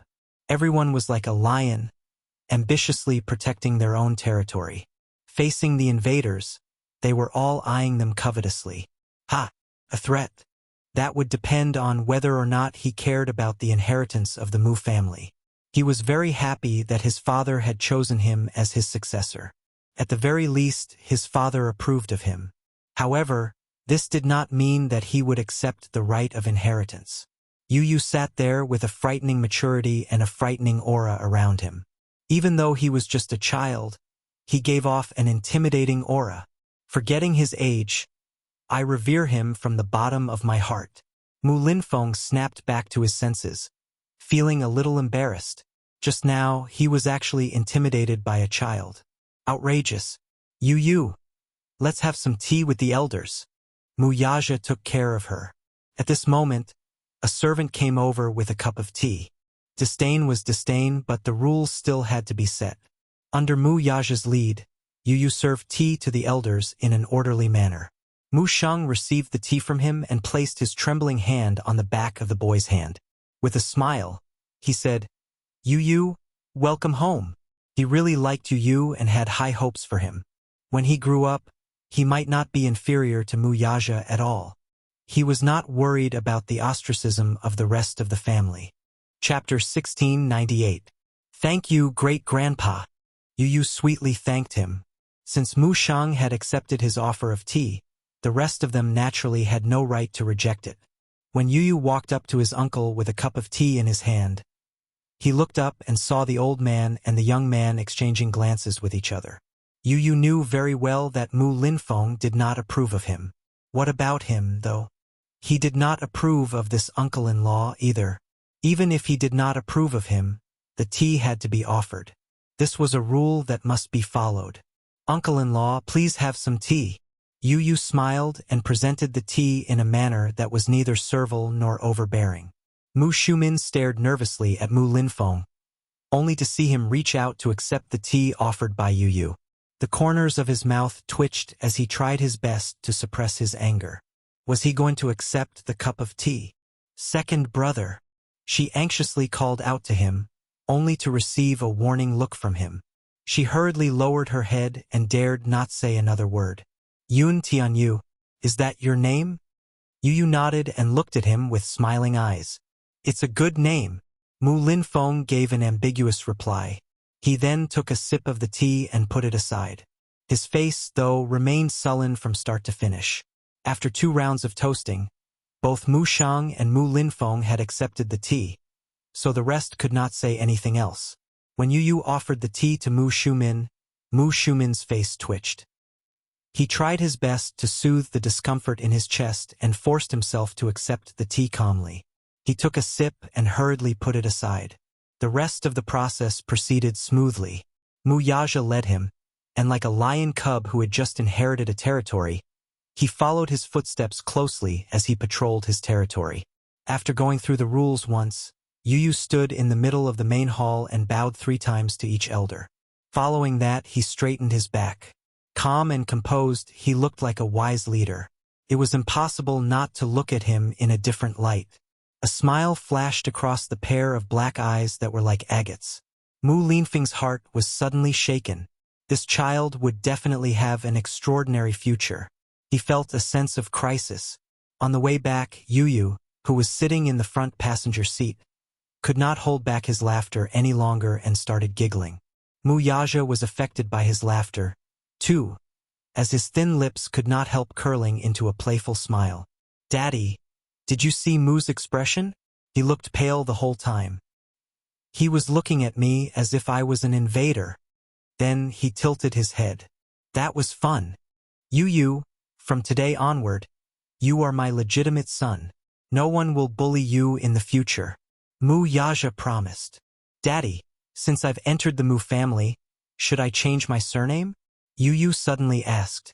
Mu Yaja cocked a brow. Why, don't you want to change it? Mu Tianyu. Yun Tianyu smiled. This name doesn't sound good to me. I don't want to change it. Is that okay? He then looked at him with a gentle smile. This surname has been with me for 7 years.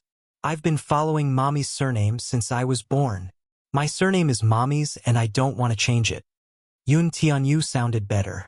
More importantly, this name was given to him by his mommy. Chapter 1699. According to the rules, you should change your surname. Muyaja paused, then smiled helplessly. But I'll leave it to you to decide whether you want to change it or not. Daddy, you're the best. Yu smiled contentedly. She held Muyaja's arm and leaned forward to give him a peck. Daddy, don't worry. I won't let you down.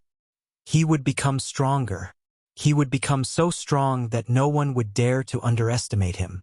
No one would dare to underestimate his mommy. He told himself that he wouldn't have to wait too long for this day to come. On the other hand, the Mu family was in an uproar. Mu Shumin was furious. He slammed the table and threw a tantrum, not caring about Mu Linfeng's face at all. Second brother, are you really going to acknowledge this child as your own? He's a bastard, and the woman behind him is very ambitious. In my opinion, this time, that woman must be fanning the flames behind the child's return to the Mu family. She probably wants to return to the Mu family to seize power. When the child returns to the Mu family, the day she enters the Mu family's door will not be far away. This woman is really playing a big game of chess. I think this was her idea from the beginning to the end. Once that boy enters the Mu family and stabilizes his foundation, won't she be able to ascend to the top and enjoy glory and wealth forever? Second brother, are you really going to sit back and do nothing? No matter how angry Mu Shumin was, Mu Linfeng remained silent in his seat. His expression was cold, and it was obvious that he was unhappy. Second brother, why aren't you saying anything? Mu Shumin said angrily. Don't you think I'm right? Mu Linfeng slammed the table and stood up angrily. Do you think I'm the one who came up with this? You should stop talking. I don't have a clue about this matter at the moment, so I can't say anything. As he spoke, Mu Linfeng paced back and forth in the main hall with his hands behind his back. Mu Yanqing and Mu Shumin watched him nervously, holding their breaths. In the end, he stopped in his tracks and slowly said, But there is something I want to say. It's easy for this child to enter the Mu family, but it's not that easy to stabilize the foundation. With his words, Mu Shumin was finally relieved. He smiled to ease the atmosphere.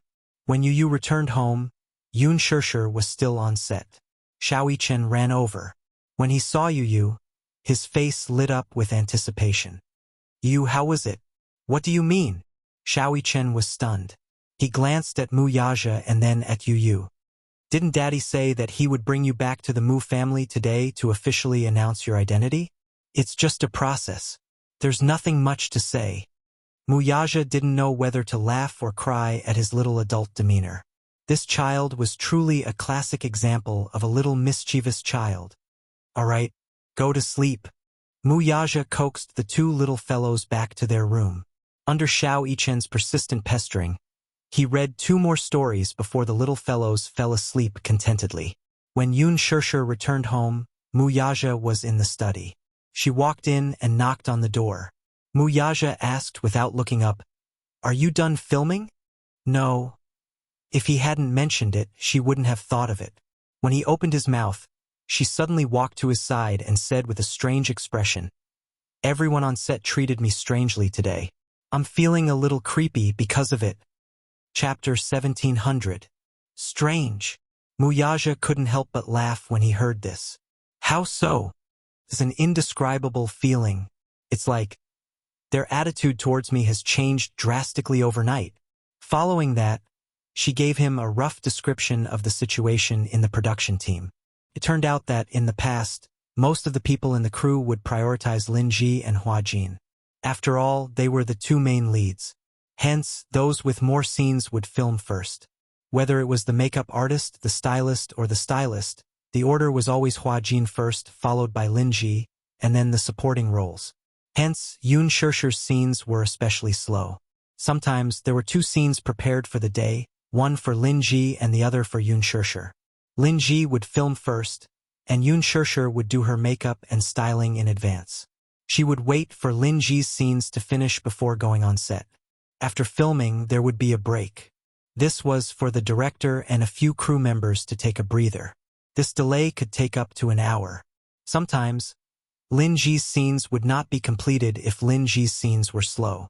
If she was unlucky, Lin Ji's scenes would take an entire day, and Lin Ji would have to wait until the next day to film. Hence, in that half a month, even though the schedule was tight, she had very little time to film. The real time was spent waiting for the set and memorizing her lines. Since she had nothing to do while waiting for the set, she memorized the script over and over again until she knew it by heart. However, this kind of filming was too boring. But for some reason, when she arrived at the set today, the stylist, makeup, costume, and props all rushed up to her. Not only were they attentive to her, but they also wanted her to do everything first. After that, what made her even more speechless was that the order was completely reversed. In the past, she was the one waiting for Lin Ji. Now it was Lin Ji's turn to wait for her. Lin Ji was so angry that she glared and questioned the crew members about why they allowed Yoon Shirshir to film first. The latter replied that it was the director's orders and they were just following orders. In a fit of anger, Lin Ji went to argue with Gu Xiaoyang, but in the end, he came back dejectedly. But because of this, no one said that Yoon Shirshir had special privileges. Everyone became friendly to her. She started with the makeup. She would film the scene first. However, what made her better than Lin Ji was that she had memorized the script very well. Her emotions were on point, and her acting skills were even better. Basically, everything went smoothly after she started acting. She passed the first scene with very few NGs. Even if she did, she would always pass the second scene. Director Gu was very satisfied. Yoon Shirshir was very efficient. Within a day, she completed all 3 scenes on one set. Director Gu was overjoyed and gave her another 2 days off. On the way back, Yoon Shirshir still felt a little incredulous.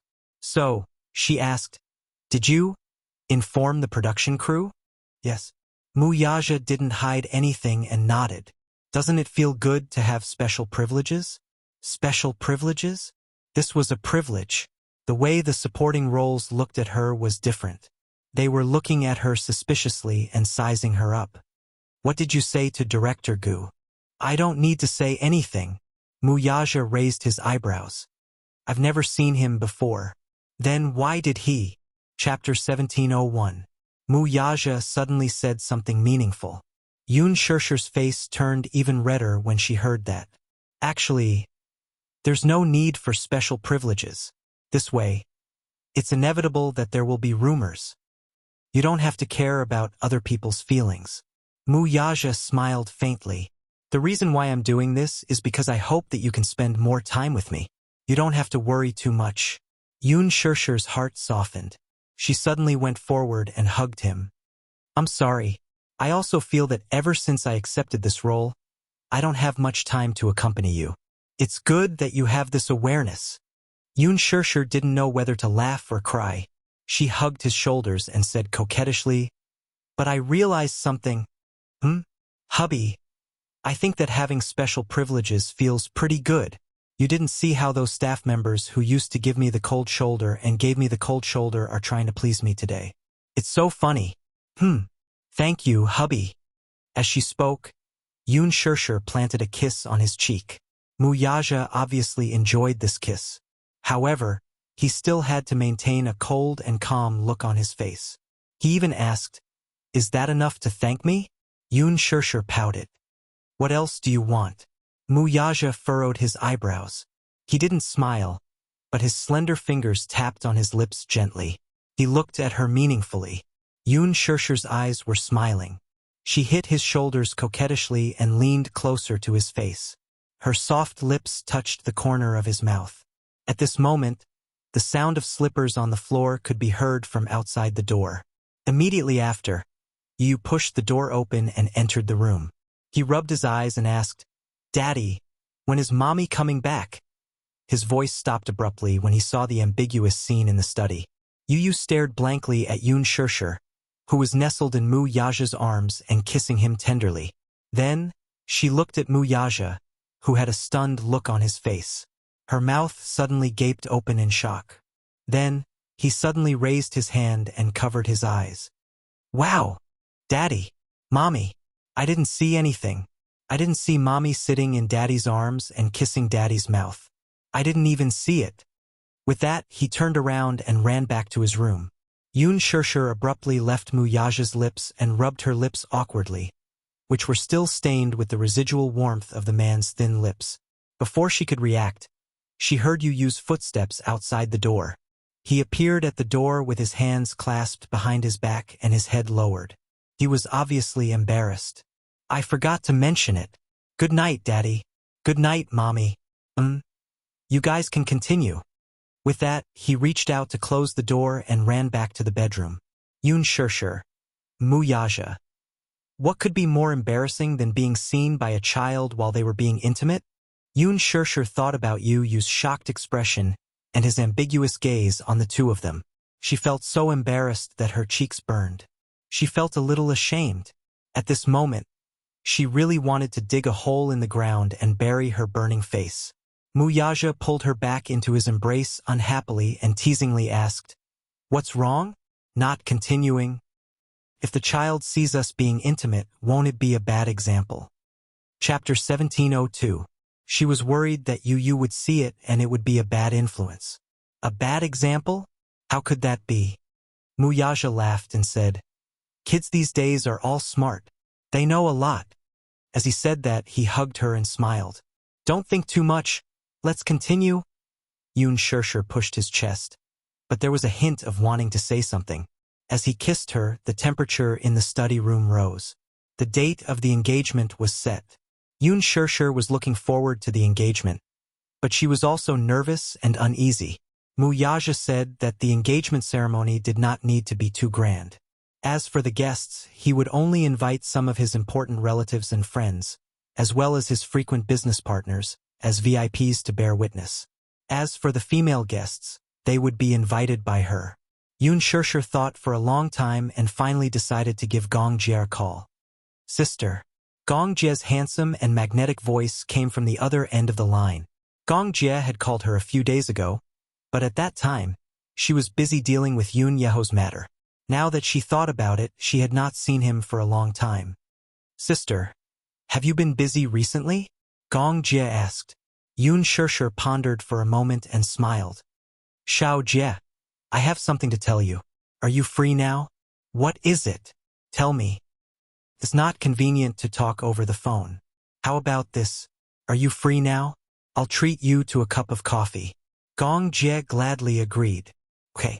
They agreed to meet at the dessert shop that she frequented.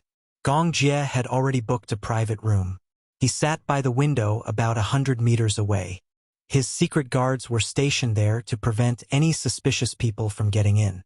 When Yun Shirshir arrived, he had already ordered a cup of her favorite Blue Mountain coffee. When she walked past him, he had already noticed her and looked up. "You're here." He seemed to especially like windbreakers, especially snow-white windbreakers. With his silver hair and tall figure, it was impossible not to recognize him in a crowd. There was a lit cigarette between his fingers, but when he saw her, he calmly put it out. He remembered that she didn't like the smell of smoke, and she hated smoking even more. Therefore, smoking in front of her was forbidden. He had promised her that he wouldn't smoke, but he was addicted to smoking. So he took advantage of the time when she wasn't there to secretly smoke a cigarette. Who would have thought that just as he lit it, he would arrive? Gong Jie's face had a touch of embarrassment from being caught red-handed. He cleared his throat and smiled, trying to cover it up. "Xiao Jie, you're smoking again." "I was wrong." He revealed his watery eyes and acted cute and coquettishly in front of her. It was an easy task. Yun Shirshir was helpless. She sat down in the booth and looked at the dessert he ordered for her. She couldn't help but be surprised. "How do you know what I like?" "The last time we had afternoon tea together, these were the desserts. I remember them all." He remembered every detail about her. Her favorite desserts, coffee, snacks, he remembered them all. Yun Shirshir smiled warmly and was touched by his thoughtfulness. Gong Jie gazed at her tenderly, barely concealing the adoration in his eyes. He took a sip of his coffee and asked, "Sis, I was overseas a while ago. I've brought you a small gift when I returned this time." As he spoke, he placed an exquisitely wrapped gift box in front of her. Yun Shirshir was a little surprised. Gift? What gift? Chapter 1703. Yun Shirshir was a little surprised. Gift? What gift? Gong Jie rested his chin on his hand lazily and winked at her. Open it and take a look. Okay. Yun Shirshir carefully opened the gift and saw that it was an extremely exquisite Omega watch. Compared to men's mechanical watches, women's watches were gentle and reserved. However, the ring of diamonds on the watch face was luxurious. Omega watches were expensive, and custom-made ones were even more expensive. To Yun Shirshir, this gift was obviously too expensive. Is it very expensive? Yun Shirshir knitted her brows. She obviously didn't want him to spend so much money. Gong Jie's handsome brows raised slightly, but he couldn't help but laugh. Sis, do you still remember? This watch is the gift I promised to give you. Just as he finished speaking, Yun Shirshir suddenly remembered that there was a reason for this watch. When Yun Shirshir was young, she had an Omega watch. It was Mu Wanru's watch that she always wore. She liked it very much, so her mother gave it to her and let her wear it. She had always cherished this watch and couldn't bear to break it. In her heart, it was a rare treasure. However, there was once when Gong Jie secretly took the watch that she hid in the drawer out to play. In the end, he accidentally lost it. He felt guilty, so he didn't dare to mention it. When Yun Shirshir couldn't find her watch and cried sadly, he helplessly hugged her in his arms. He was both regretful and helpless. He could only coax her and say, "Shirshir, don't cry. When I have money in the future, I'll definitely give you the best watch in the world." Only then did she stop crying and say, "This is what you promised me. You can't go back on your words." Even though it had been a long time, so long that even she had forgotten about it, he didn't forget. This time, he went overseas to escort a batch of goods out to sea. When he returned to Europe, he bought this watch. For the Gong Jie of today, the value of a watch did not depend on how expensive it was, but on whether she liked it or not. As for Yun Shirshir, whether she liked it or not didn't matter what brand or price it was. As long as it was a gift from him, she would like it. Yun Shirshir held the box and looked at the watch lying inside. She liked it very much and her face was full of satisfaction. Gong Jie smiled. When he saw her smiling eyes staring at the watch, he knew very well that she liked it.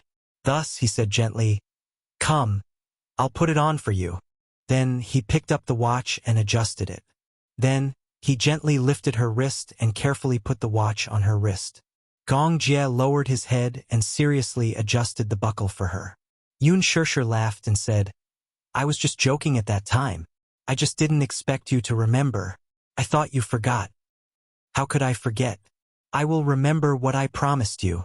Gong Jie paused and looked up. His eyes seemed to be filled with countless stars. When he smiled, his eyes curved and looked extremely beautiful. "I still remember that I promised you that if you got married, I would personally hand your hand to that man." Yun Shirshir's expression suddenly froze. She couldn't help but look up and stare deeply at him. However, at this moment, she saw that he had already lowered his head and was adjusting the time for her. "Shao Jie, if I get married, will you give me your blessings?" she asked carefully. Chapter 1704. He raised his head and looked at her with a strange expression. For a moment, too many emotions flashed across his eyes. She could not see anything clearly. "Sis, are you getting married?" Gong Jie's handsome brows furrowed slightly, but he looked a little dazed. Yun Shirshir saw that his expression was a little strange, and she could not help but be a little surprised. What's wrong, Shao Jie?" "Nothing." Gong Jie came back to his senses from his complicated thoughts. He looked up and exchanged glances with her. His handsome eyes suddenly deepened. "You're getting married?" Yes. "Why so sudden? I've never heard you mention it before." Yun Shirshir tugged at the corner of her lips and smiled awkwardly. Previously, I didn't tell you because I didn't know how to bring it up. Moreover, the wedding date hasn't been set yet. We're only planning to hold the engagement ceremony first. As she spoke, she reached out and placed her hand on the back of his hand. Smiling gently, she said, "This is what I wanted to talk to you about. Xiao Jie, will you attend my engagement ceremony? Will you give me your blessings?" Gong Jie suddenly felt a little frustrated. However, this frustration did not show on his face. Gong Jie lowered his eyelids as many fragmented memories flashed through his mind. The nightmarish memories of his youth resurfaced in his mind. Those memories, accompanied by the firelight, seemed to break out of a cocoon in an instant. For a moment, the space between his brows throbbed with a splitting headache. Gong Jie rubbed the space between his brows a little anxiously, looking a little conflicted and anxious. Suddenly, he asked, "Do you really want my blessings?" "Of course," Yun Shishir said matter-of-factly, "because you're my most important relative in this world. Of course, it's very important to be able to receive your blessings." Gong Jie sucked in a deep breath of cold air before replying calmly, "You asked me if I'll give you my blessings, but my answer depends on who you've chosen." Yun Shishir was stunned. She sensed that there was a deeper meaning in his words. Gong Jie narrowed his eyes, but his voice was slightly colder. "Sis, who is he?" What? Who is the man you married?" Yun Shishir laughed dryly. "Is it important who he is?" Gong Jie abruptly interrupted her. His voice was soft but heavy. "That man is Wuxia, isn't he?" Yun Shishir was stunned and looked at him in disbelief. "You? How did you know?" Gong Jie clenched his fists but didn't answer the question directly. Instead, he said firmly, "If it's this man, then my answer is no." Yun Shishir widened her eyes in shock. His answer was so unexpected that for a moment, she even suspected that she had misheard him. "I'm sorry. There's only one thing I can't do." Gong Jie was afraid that she didn't hear him clearly, so he repeated, "If you want to be with this man, I'm sorry, I can't do it." Yun Shishir seemed to have lost her voice at that moment. She was stunned for a long time before she asked in a daze, "Why?" "Because I hate the Mu family." The last 4 words were said with gritted teeth. At the mention of the Mu family, Gong Jie's handsome eyes were filled with unconcealable hatred. Chapter 1705. Gong Jie said, "Sis, do you know? The Gong and Mu families have an irreconcilable feud between them. If not for Mu Shang, Mother wouldn't have died in the fire that day. That man is the cruelest executioner. He caused Mother's death and indirectly caused you to wander about, causing us to be separated for 15 years. He suddenly grabbed her wrist forcefully. Unlike his usual elegance and nobility, the hand that held her wrist contained a terrifying amount of strength. Yun Shishir forgot to dodge or struggle as she stared at him in shock. 15 years. How many 15 years do we have in life? We should have been together forever and never been separated. It's all his fault. He's the real culprit. Don't you hate him?" Yun Shishir blurted out, "I do." "You hate him?" "Of course, I hate him." Yun Shishir sounded agitated. "Of course, I know that he's the culprit behind Mother's death. He can't escape punishment. No matter how I persuade myself, I can't forgive him. I can't forgive him for the rest of my life." Pausing for a moment, she suddenly sighed, her voice filled with exhaustion. She held her forehead, her eyes filled with sadness. "But this is already the grudge of the previous generation. Must I hold on to the past and not let it go?" "Aren't you the one who's holding on to the past and not letting it go?" Gong Jie was a little overbearing. "You've never admitted your Gong bloodline. Aren't you also holding on to the past and not letting it go? I want to bring you back to the Gong family, but you don't want to. Why?" Yun Shishir's eyes were filled with determination. "I'm not from the Gong family. You are." Gong Jie was a little angry at her double standard. "The blood of the Gong family flows in your veins. You're the Gong family's young mistress.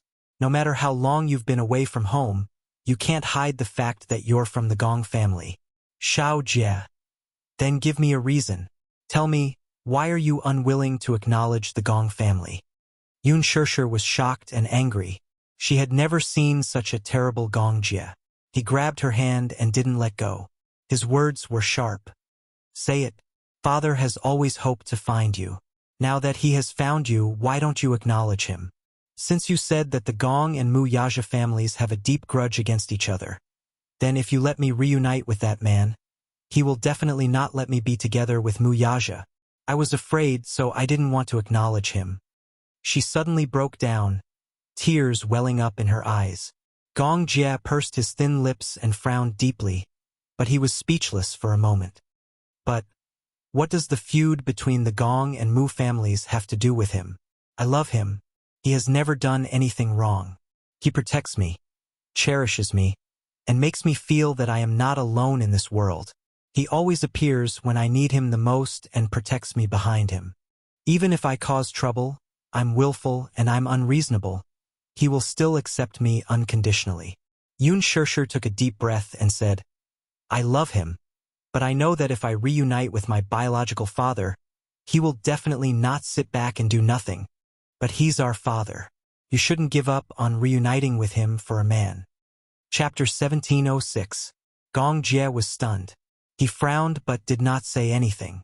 Yun Shirshir slowly fell back into her seat. She lowered her head and her shoulders trembled slightly. Gong Jie said in a low voice, Sister, give up. Leave him. Okay? Sister, it's impossible between you and him. Gong Jie sat down and placed his warm palm on the back of her hand. Come back to the Gong family with me. I'll make you understand that you deserve someone better. What's better? Yun Shirshir looked up and was puzzled. Shao Jie, tell me what's the best. I can't answer you. You can't answer me because you've never loved anyone. Gong Jie was even more speechless. Indeed, in all these years he had never loved anyone. What was love? He did not understand. He did not understand why they had to get married. Why did they have to stay together for the rest of their lives? To him, women were just a vague and unfathomable existence. He's the best in my heart. No one can replace him. Gong Jie frowned. Are you sure he truly loves you? If he loves you, why did he not announce your marriage after acknowledging Yu Yu's identity? Yun Shirshir was shocked. Then anger flashed in her eyes. Are you investigating me? Gong Jie's face froze. How do you know so much? Yun Shirshir asked aggressively. Shao Jie, what do you do for a living? How do you know so much about some things? You told me that you have a company. What company is it? Gong Jie hesitated for a moment and said slowly, If you're willing to come back to the Gong family with me, I'll be honest with you. Honest? Yun Shirshir's eyes suddenly turned cold. So, you've been hiding it from me all this time? Gong Jie. You actually hid the truth from me? Shao Jie. I trusted you a lot, but why did you lie to me? Yun Shirshir felt hurt and asked in disbelief, What are you hiding from me? She felt a chill in her heart. She had been looking forward to receiving her brother's heartfelt blessings for this meeting. However, what did he get in return? He actually hid it from her. I didn't. There are some things that I didn't want to tell you because I didn't want to hurt you. You hurt me, and then you tell me that I don't want to hurt you? Don't these words sound a little pompous? Yun Shirshir took a deep breath. I trusted you and was willing to tell you everything, but you hid a lot of things from me. Good. Since you said that you trust me and are willing to tell me everything, then let me ask you. Gong Jie suddenly got up, held her shoulder, deep handsome eyes condensed her, not allowing her eyes to have a trace of room to dodge. What happened when you were 18 years old? Yun Shirshir froze as if she had been struck by lightning. He asked her what happened when she was 18 years old, but how should she answer him? How should she answer this question? Chapter 1707. Gong Jie paused for a moment and said, Sis, since I've found you, I have many ways to investigate your past, but I don't want to. I want you to tell me personally. Now, tell me what happened when you were 18 years old. You had a child out of wedlock at 18 years old. This shouldn't have happened. Why did it happen to you? He suddenly asked suspiciously, Did he? No. Yoon Shirshir suddenly interrupted him. It's not what you think. Don't let your imagination run wild. Then answer me. Gong Jie was a little nervous and uneasy. Sis, tell me what happened, okay? The child was born from a surrogate. Gong Jie couldn't react for a moment. Yoon Shirshir felt greatly humiliated. In fact, she had never regretted the decision she had made that year. That was because the surrogacy incident had coincidentally brought her the most precious gift in her life. Yu was like the most precious gift God had given her. Therefore, no matter how humiliating it was to talk about it, she still didn't regret it. If she were 18 years old again, she would probably make the same decision again. However, even though she didn't regret it, for a woman like her to say it herself, it was inevitable that she would feel embarrassed. Therefore, when she said that the child was born from a surrogate pregnancy, Gong Jie was puzzled and didn't understand for a moment. Or rather, it could be said that he didn't think in that direction. It wasn't until he coldly repeated the word surrogacy twice in his heart that he suddenly realized what was going on. Surrogate pregnancy? He tried his best to lower his voice and asked her back, "Is that what you mean by surrogate pregnancy?" After a pause, he lowered his voice again. "Why? Why did you do this?" Suddenly, he thought of something and his voice suddenly became cold. "Who forced you to do this?" "No one," Yoon Shirshir explained. "No one forced me. I did it willingly." "You?" When Gong Jie heard this, he was so angry that he was at a loss for words. Then he said bitterly, "Why did you do this? Why did he have to ruin himself like this?" A girl who was as delicate as a flower at the age of 18 had become a surrogate mother for a strange man, gave birth to 2 children, and became a mother at such a young age. Why would such a ridiculous thing happen to her? Gong Jie was still in disbelief. Under his doubtful gaze, Yoon Shirshir quickly regained her calm and rational expression. Slowly, pretending to be calm, she told him the whole story of what happened 18 years ago. She tried her best to be concise and comprehensive. She skipped over some insignificant chapters and explained the reason why she had made this decision to him from beginning to end. She had been mistreated in the orphanage since she was 9 years old, and her identity had been swapped. Ever since she was adopted by the Yoon family, Yoon Yeching had treated her like his own daughter and doted on her. Ever since the Yoon family went bankrupt, she had been forced to make a living. She also had a sense of responsibility. In order to share the Yoon family's debt, she had made this decision on a whim. She had been pregnant for 8 months and had given birth prematurely. One child was born healthy and was taken away. The other child was born without breathing. Due to a freak combination of factors, she had raised them by her side. She recounted everything in detail. Chapter 1708. I know that you might not understand why I made such a ridiculous decision, but I have no other choice. Do you know? I really can't just sit back and do nothing. The year the Yoon family went bankrupt was also the coldest winter in history. The reason why she made such an unconventional decision was that she had witnessed the loan sharks knocking on her door time and time again.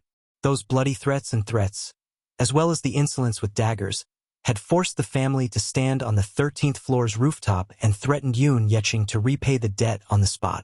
If he could not do so within an hour, he would be pushed down by one of them. Yoon Na was so scared that she wet her pants on the spot.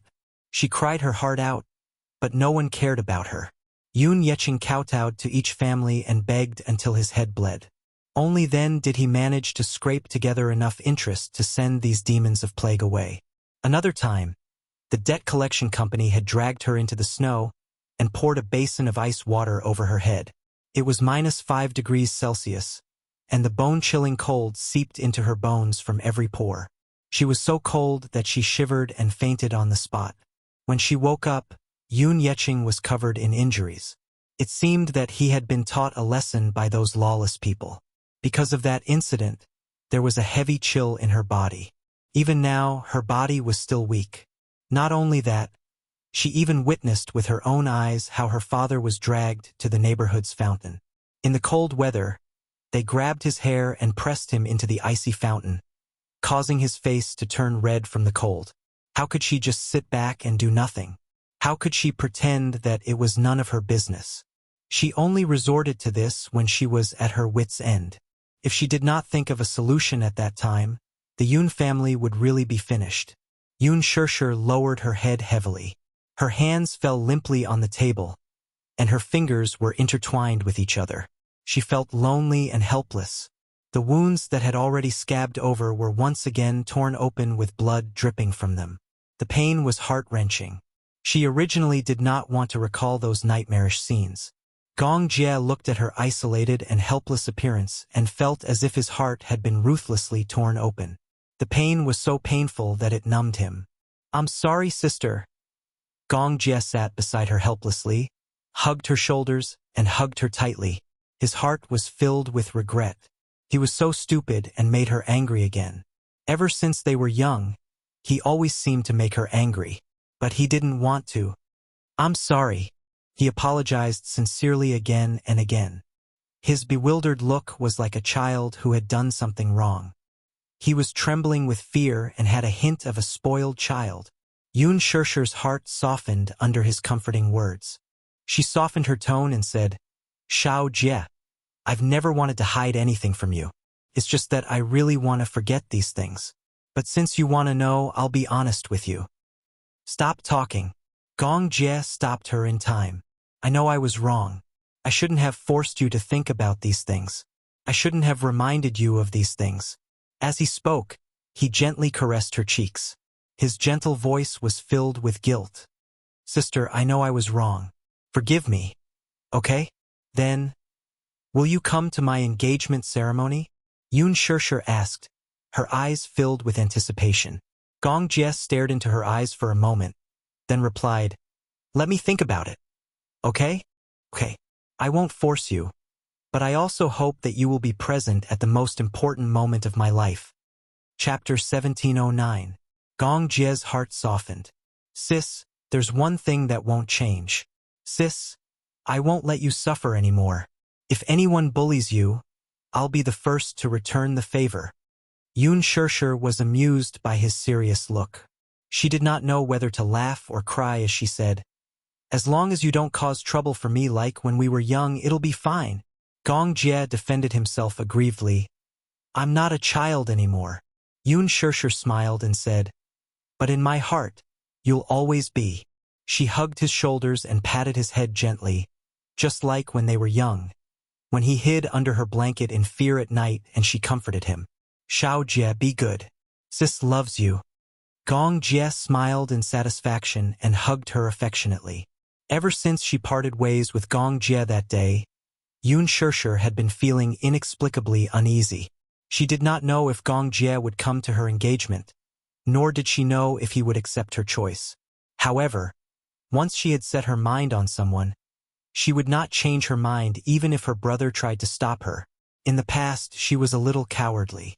When she encountered something, she would subconsciously escape and retreat. But this time, she decided to face it bravely. No matter what, she would protect him silently in her own way. Now that the engagement date had been confirmed, she decided to shop around the mall during the break to choose a suit for Wuxia, even though she knew that his suit would be prepared by someone. However, she decided to choose one for him personally. This time, she was fully prepared. She wrapped herself up fully. Since the weather was turning cold, she wore a down jacket, a pair of black sunglasses, a cotton cap, and a mask. It was almost impossible to recognize her when she walked on the streets. Yun Shirshir drove to the mall and went to the Armani counter. With Mu Shi's company, she began to choose a suit. After choosing a few suits, she asked the counter staff, but one of them did not have the size she wanted. It had to be said that Wuxia was too tall, so it was very suitable for the British, European, and American style. However, even if it was suitable, she would often encounter situations where the size was not available. Fortunately, the suit she liked the most was available in a size. "I'll take these two. Can you give me the order?" She picked 2 suits and handed them to the shop assistant. The shop assistant nodded and asked her to wait for a while before she went to make the order. While Yun Shirshir was sitting on the sofa and waiting, an uninvited guest suddenly appeared at the counter. Out of the corner of her eye, she caught a glimpse of an extremely familiar figure. Her heart froze for a moment, and she suddenly thought of a phrase. Enemies often cross paths. Song Enya, who was dressed elegantly in a pair of 10-centimeter high heels, casually strolled into the counter. Song Yunqi's birthday was approaching, so she decided to choose a suit as a gift. However, there was such an unfortunate fate. As soon as Song Enya entered the counter, she saw the figure sitting quietly on the sofa and recognized Yun Shirshir at first glance. Even though Yun Shirshir was dressed very formally when she went out and was wrapped tightly from head to toe, her charm and temperament would not change no matter how well she dressed. In addition, Yun Shirshir had long hair and a good figure. Even if she was wrapped in a thick down jacket, it was difficult to hide her exquisite figure. Chapter 17:10. Yun Shirshir. As soon as she opened her mouth, Yun Shirshir's body stiffened. She knew that she could not hide from her sharp eyes. With a sinister smile, Song Enya walked up to her, stopped in her tracks, and looked down at her condescendingly. What a coincidence! Are you shopping at the mall, too? Yun Shirshir ignored her. Song Enya ignored her cold and distant attitude and sneered as she sized her up from head to toe. What's that saying again? Enemies are bound to meet on a narrow road. Hehe. I didn't expect to meet you today. This world is really small. There are ** cheese blocking your way everywhere you go. Yun Shirshir's lips twitched a little. She wanted to say that, too. This world is really small. There are irksome people everywhere you go. Just as the atmosphere turned cold, the salesperson at the counter came over with a list and greeted her respectfully. Madam, the list is ready. May I know if you'd like to pay by cash or card? I'll pay by card. Thank you, Yun Shirshir said politely. With that, she stood up and, as if Song Enya was invisible, walked around her to the counter and took out a card from her wallet. Just as the salesperson came over with the card machine, Song Enya sneered again. You're buying a suit? Hehe. Are you buying it to please Brother Mu? Yun Shirshir continued to ignore her. Song Enya, however, did not seem to know what was good for her. It was as if she was trying her best to provoke her. What? Do you think you can win Brother Mu's favor by buying a suit? Is this one of your tricks? You're so old-fashioned. If it were me, I wouldn't know this trick. Brother Mu doesn't like it. Yun Shirshir passed the card to the salesperson as if there was no one else around. The salesperson, however, was stunned by their exchange. Somehow, she felt that these two seemed to know each other and had a deep hatred for each other. Seeing that the salesperson was stunned, Yun Shirshir kindly reminded her, Hello, please pay by card. As he spoke, he waved the card in his hand in front of her. Song Enya was infuriated to see Yun Shirshir ignoring her from the start to the end. However, she did not flare up on the spot for the sake of the situation. She took a deep breath and steadied herself. Then, she said in a strange tone, This card belongs to Brother Mu, right? A certain someone was really shameless. She kept insisting that she was not a mistress. She was using Brother Mu's card and spending Brother Mu's money. She was clearly a mistress. How can you be so shameless?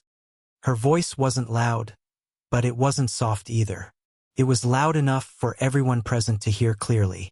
There were other customers at the counter, as well as the clerk, and everyone heard her taunts clearly enough. Yun Shirshir was humiliated mercilessly in front of everyone. In the end, she was infuriated. The salesperson looked down and decided to ignore the farce. After swiping the money, she handed the card back to her. Yun Shirshir kept the card, picked up the suit, and turned to leave. Seeing that the other was ignoring her and was about to leave, Song Enya rushed forward relentlessly. However, Yun Shirshir stopped abruptly in her tracks. Coincidentally, Song Enya had rushed forward. Hence, she retreated slightly without mercy and stepped on the tip of the other's foot with her high heels. Ah! Song Enya cried out in pain. With a pained expression, she grabbed Yun Shirshir's wrist. Yun Shirshir, on the other hand, flung her hand away expressionlessly. She turned around coldly and fearlessly met her gaze. Chapter 17:11. Song Enya, have you had enough? Yun Shirshir looked at her coldly. Her arrogant eyes made her seem as though she was looking at a lowly animal. Please don't bite me like a rabid dog and refuse to let go. You'll only make me feel very troubled. Both of them were wearing high heels, but Yun Shirshir was half a head taller than Song Enya, so she could look down on her. Song Enya raised her head to look at Yun Shirshir, who had suddenly flared up and froze in shock. Then, as though she had heard a joke, she pointed at herself. Her exquisitely made-up face contorted. Mad dog! Song Enya was completely enraged as she asked hysterically, "Who are you calling a mad dog?" "You heard me clearly. Who am I talking about?" "Song Enya, your brain is damaged, but don't tell me your ears are damaged as well." Compared to Song Enya's unreasonable tantrum, Yun Shirshir's rational and calm appearance set off the latter's uncultured upbringing. The crowd could not help but gather around curiously. When the staff at the counter saw this, she hurriedly stepped forward and politely declined the nosy onlookers by ushering them to the side. The staff liked Yun Shirshir very much. Even though they had not interacted much since just now, Yun Shirshir's politeness and elegance were genuine. Compared to the arrogant Yun Shirshir was more like a gentle and virtuous daughter of a wealthy family. She was also very respectful toward her, so the staff acknowledged her from the bottom of her heart. It was just that she seemed to have heard this woman being called an underground lover. Was that really the case? She did not think so, though. From Yun Shirshir, she could see that she was a role model and was not as tasteless as Song Enya made her out to be. "Yun Shirshir, you?" Song Enya was so angry that her face turned red. Her face was contorted, and she actually looked a little hateful. She was so angry that she took 2 deep breaths and suddenly broke into a smile. "Yun Shirshir, what's wrong? Are you angry because I hit the nail on the head? Just because I revealed the fact that you're an underground mistress, you're angry out of humiliation, aren't you?" Song Enya laughed in disdain again. "Do you believe that I can ruin your reputation with just a word? Yun Shirshir, I'm warning you. Stay away from Brother Mu. Don't go overboard when the time comes, or I don't mind purging you." Ha! These words were truly arrogant and ruthless. Purge. Did she really think that the current era was a centralized system of the ancient royal family, so she wanted to use her status as a relative of the royal family to purge her? Her brain was really not working. Yun Shirshir smiled elegantly and said, "You're the mayor's daughter. Just like what you said, you're a princess who lives like a prince. Perhaps, with just one sentence, you can smear my reputation to the point that I'm worthless. Still, Song Enya, please take a good look at your status. Since she was the mayor's daughter, she should at least be careful with her words and actions. This is a basic quality. Don't throw away your family's demeanor in public." Pausing for a moment, she picked up the bank card that the shop assistant had returned to her and waved it in front of Song Enya with an elegant smile. "Also, this bank card is mine. Every cent and decimal point in it was earned by me. Isn't it natural for me to use my own money to buy a suit for my man?" Chapter 17:12. Song Enya found it hard to reason with her. Is Yun Shirshir crazy? She thought to herself. What? Man? You're man. She repeated herself. Then, she sneered coldly. Following that, her eyes flashed with jealousy and hatred. She stared at her like a needle. What do you mean by you're man? Let me put it another way, then. Yun Shirshir's lips curled into a smile as she stared into the other's eyes. I used the money I earned to buy my husband a gown. Miss Song, do you understand what I'm saying now? Song Enya was stunned for a moment as if she had been struck by lightning. When she came back to her senses, she clenched her fists tightly and walked up to Yun Shirshir, scolding, Be***t, shameless. Shameless people are invincible. Yun Shirshir, how can you be so shameless? Be***tch. She flew into a rage out of humiliation and uncontrollably raised her hand high to slap her. Yun Shirshir blocked the other's slap and gripped the other's wrist tightly. Ah! Song Enya shrieked in pain again, only to see Yun Shirshir furrowing her brows. Her eyes gradually turned cold as she gave her a hard slap on the face. Pa! A sound was heard. The slap was crisp and resounding. Song Enya's eyes widened as she held her stinging cheek. She could feel that half of her face had gone numb from the slap. Yun Shirshir slapped her with all her might. She felt a jolt in her head, which was followed by a great sense of grievance and anger. She actually slapped her. This Yun Shirshir actually slapped her. Song Enya's eyes welled up with tears of grievance as she glared at her. Her resentful eyes were like a venomous snake eyeing its prey as they slowly coiled around her neck, revealing its sharp and poisonous fangs. Yun Shirshir, how dare you hit me? Only you are allowed to hit others, but I'm not allowed to hit you? Miss Song, you're so arrogant. Yun Shirshir raised her wrist and looked at her watch. Seeing that it was getting late, she didn't want to deal with her anymore, so she turned around and was about to leave. Song Enya, on the other hand, covered her face with her hands as she mockingly shouted from behind, Yun Shirshir, you're really indulging in fantasy. You said that Brother Mu is your husband. Yun Shirshir, it's daytime now. Are you daydreaming? You haven't woken up yet. Yun Shirshir suddenly stopped in her tracks and turned around with a cold expression. She cast a sidelong glance at her and asked indifferently, You're the one who didn't wake up, right? Yun Shirshir, who do you think you are? You're just a canary in a cage. How dare you say that Brother Mu is your husband? He can't be, and he won't be in this lifetime. With that, the Missy pointed a finger at the woman, completely disregarding the fact that they were in public and insulting her as if no one was around. This woman is an underground mistress, a homewrecker. You're daydreaming and delusional enough to say that the card in your hand isn't Brother Mu's. You're so shameless that you're pretending to be serious even when you're lying. Do you think I'll believe you? Yun Shirshir was not angry when she heard that. That was because she was not afraid of crooked shadows. The card in her hand was earned by herself. 10 million yuan was not a huge sum, but it was the money she earned from filming and advertising. This was all money she earned through her own efforts. However, as she sized up the Missy's eyes, which were red with jealousy, Yun Shirshir suddenly had an evil thought. Chapter 1713. Yun Shirshir smiled arrogantly but appeared to be righteous. My husband's bank card is in my custody. What's wrong with that? Besides, isn't it only right for a husband to give his wife the money he earns? What right do you have to be jealous of me? Jealous? Why should I be jealous of you? Yun Shirshir shook her head and sighed. You're still saying that you're not jealous. Your eyes are red. What a joke. Yun Shirshir, let me tell you. Brother Mu will never marry you.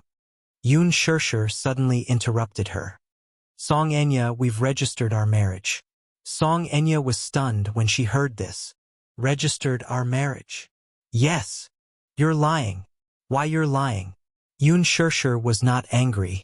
Instead, her lips curled into an elegant smile. What's there to lie about? Haha. Song Enya, aren't you very capable? You have plenty of ways to verify whether I'm lying or not, right? With that, she picked up the shopping bag and left without looking back. Song Enya was so shocked that she could not regain her senses. For a moment, she even forgot to chase after her to clarify things. Yun Shirshir's earlier words sounded very serious and did not seem to be a lie. For a moment, she felt guilty instead. She was in disbelief. Impossible?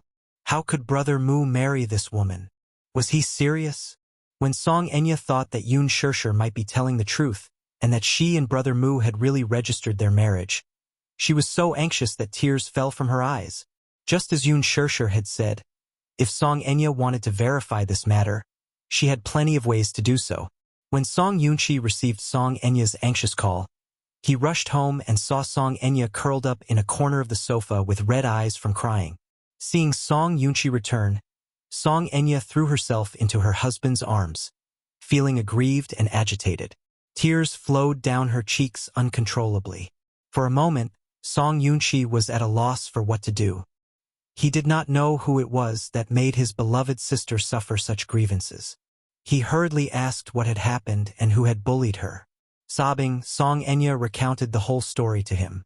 When Song Yunchi heard this, she was both angry and exasperated. Enya, it's not that I want to criticize you, but you're clearly asking for humiliation. Didn't I tell you that it's impossible between you and Uncle Mu? So you should give up. Brother. No. Don't be so heartless. She pleaded helplessly. Please, can you help me with something?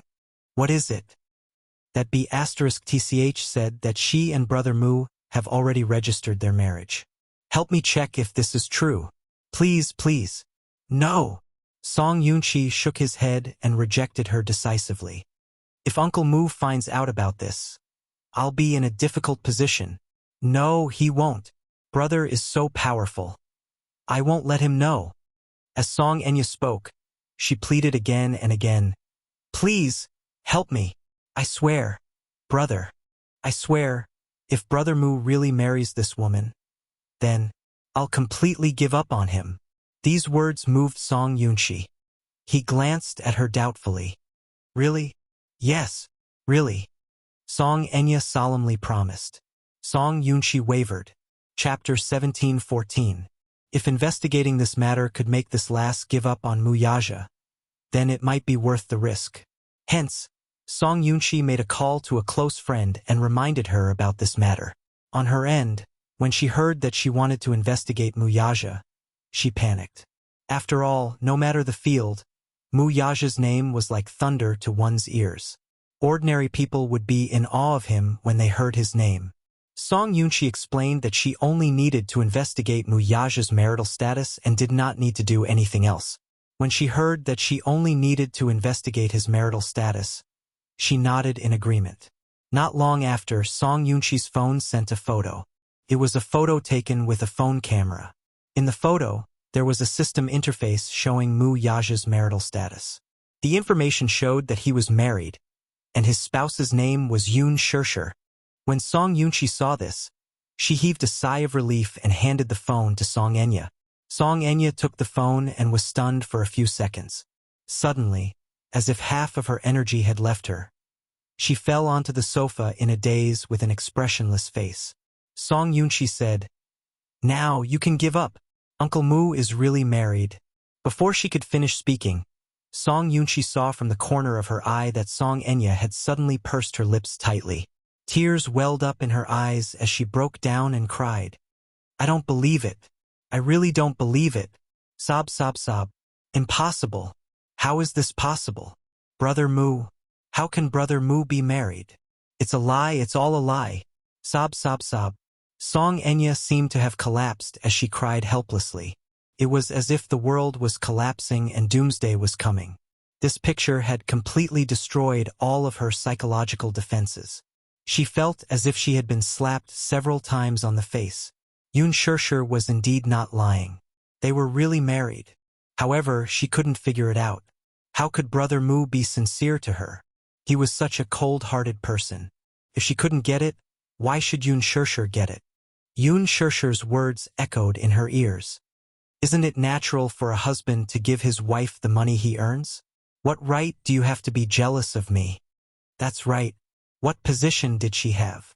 What right did she have to be jealous of Yoon Shirshir? After all, she was already Brother Mu's legal wife.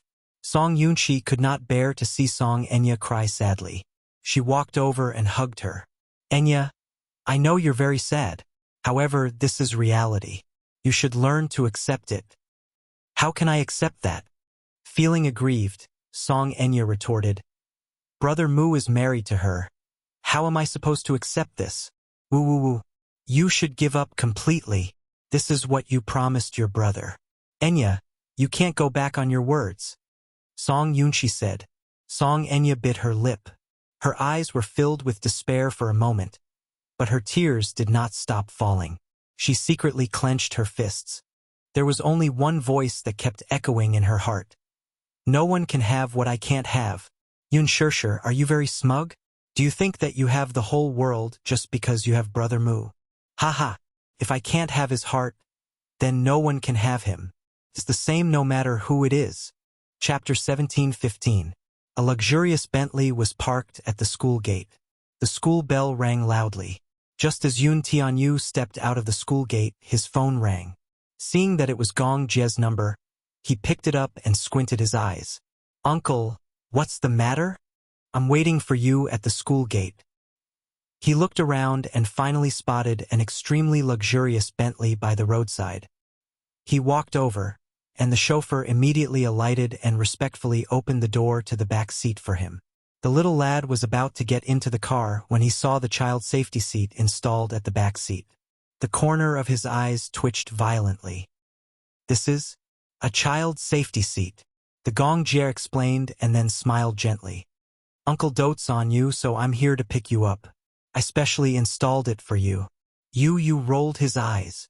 D*MN idiot. I'm not sitting in it. Why? This seat isn't comfortable to sit in. The Gongjier smiled. Then sit on Uncle's lap. Okay? Yu rolled his eyes again. D*MN idiot. Who wants to sit on your lap? The Gongjier did not give him a chance to explain. He stretched out his arms and pulled him onto his lap to protect him. He then ordered, "Start the car." Yes. The car slowly started moving. On the way, Yu looked warily at the passing scenery outside the car window and asked suspiciously, "Where are you going to abduct me?" Abduct? The Gongjier seemed to have heard a funny word. His thin lips curled into a helpless smile. "My good nephew, where can I abduct you to? Mommy said that I must know how to protect myself. Other than Mommy and Daddy, everyone else can abduct me." After a pause, Yu looked at the Gongjier warily. "Even if it's my dear uncle, you must still be careful." Gongjier. He felt that he was being despised. He looked down at little Munchkin and pretended to be serious. Sometimes it's not a good thing to be so alert. Besides, who would be so stupid as to kidnap a terrorist leader? "Dear uncle, please mind your words." Yu defended himself seriously. "That's a description of you. As for me, I'm a sunny and naive good child. I don't engage in terrorist activities." Gongjier lightly ridiculed. "You're not doing it. You're just giving orders to a group of terrorists." Yu crossed her arms elegantly, her expression unruly. Gongjier chuckled again as he scratched the boy's adorable nose bridge and teased. "Who would have thought that such a person is actually a 7-year-old lad? Yu, you're really good at hiding things. Let's cut the crap." Yu raised his hand and interrupted Gongjier's teasing. He looked up at him and asked, "Uncle, why are you looking for me? Can't I play with you for no reason?" Yu said coldly, "No, I'm very busy." Gongjier was instantly rebuffed. What exactly was he busy with? If you have something to say, then get to the point. If there's nothing else, then send me home. I want to go home and accompany Mommy. My good nephew, why don't you have dinner with me tonight? I refuse. Why? Gongjier looked at him with a hurt expression. Yu smiled. I'm very expensive. Can you afford my appearance fee? Gongjier was speechless again. Chapter 17:16. Yu was speechless. My mommy is getting married. What's there to be sad about? As he spoke, he cast a sideways glance at him suspiciously and asked disdainfully, Don't tell me you have a sister fetish? Gongjier frowned. Although his Mandarin was good, he had been abroad for many years and could not understand some of the more obscure terms. For example, this sister fetish, what did it mean? Yu disdained him again in his heart and translated it into English. Gongjier was stunned. Then, he thought about it seriously and replied, A little. Yu was even more disdainful now. In my heart, there are two women in my heart who are the most important in my life. One is your grandmother, and the other is your mommy. Since mommy is the person you love dearly, shouldn't you be happy for her when she finds happiness? Yu said matter-of-factly. Gongjier was a little disappointed. Will she find happiness? You can't make the decision on this. Similarly, I can't make the decision either. But I think mommy has thought it through carefully before she makes a decision. So, I trust her decision. Yu suddenly sighed and patted Gongjier's shoulder like an old man. He seemed to empathize with Gongjier's disappointment. Actually, mommy and daddy are about to get engaged. My feelings are very complicated too. So, I can understand why you feel that way. Gongjier frowned in confusion. Mixed feelings? Then, Gongjier's lips twitched and he cast a disdainful glance at him. Don't tell me you have an Oedipus fetish? Yu frowned. Mommy is my baby. She is the most precious treasure in the world. In the back seat of the car, a sister fetish and a mommy's boy looked at each other and sighed. They pitifully licked each other's wounds. Yu opened his heart and complained quietly, Mommy and I have depended on each other since I was born. No matter how hard the days are, as long as I can be by Mommy's side, I'm not afraid of anything. Gong Jie felt the same way. Ever since I was born, my sister and I depended on each other. No matter how hard the days are, as long as I can be by her side, I have no fear. Yu's eyes suddenly turned fierce. But I didn't expect a man to appear out of nowhere. Gong Jie also shared the same hatred. My sister was snatched away. Yu clenched his fists and said, This man is obviously trying to steal my mommy. I see him as a love rival. Gong Jie said worriedly, But he is the man that my sister loves deeply. Yu muttered sullenly, I still have to call this love rival Daddy? Gong Jie shook his head. But I don't recognize this brother-in-law. The two of them suddenly looked at each other and stared at each other. Suddenly, they sighed silently and spoke in unison. Then, they hugged each other and licked each other's wounds dejectedly. I feel like I've lost half my soul when Mommy got married.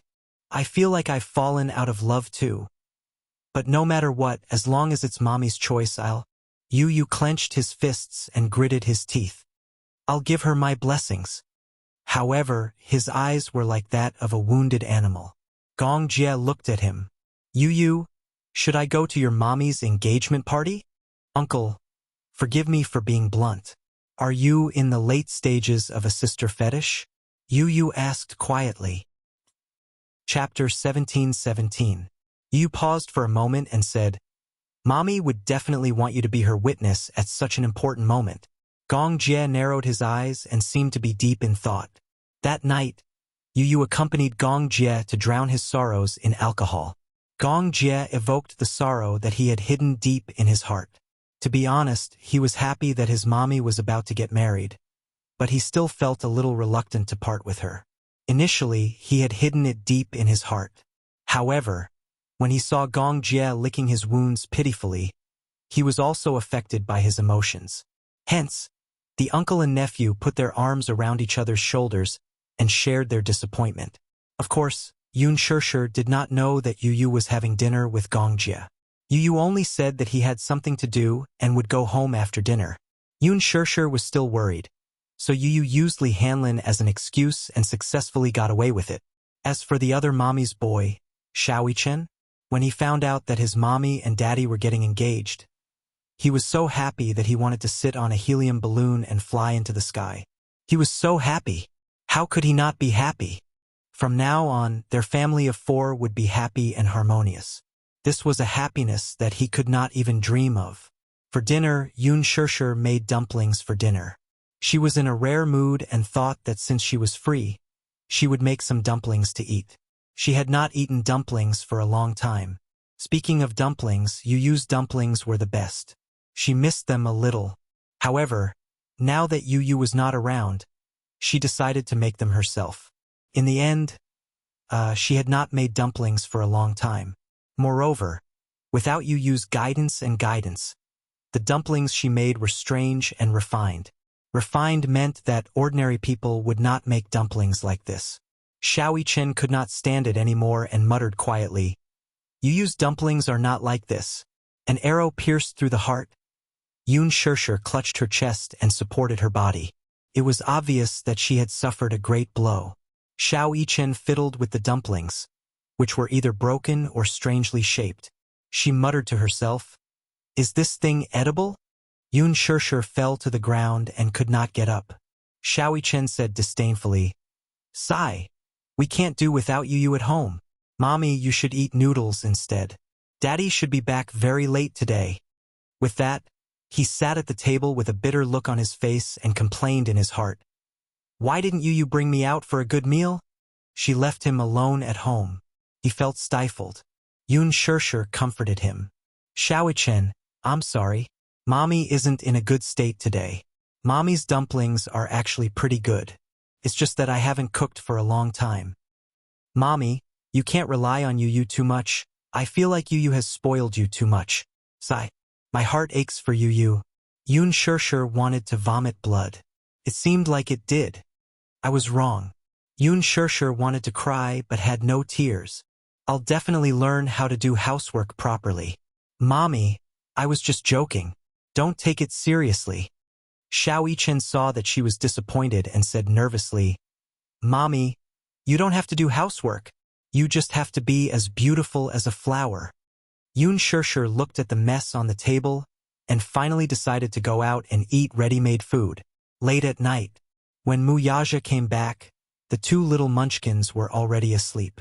Yoon Shirshir sat on the sofa and quietly read her script while waiting for him to come home. Seeing that he was back, Yoon Shirshir immediately went up to him and hugged him. Why are you back so late? Chapter 17-18. You've been waiting for me so late again? Aren't you tired? Wuxia lowered his head and stroked her silky hair gently.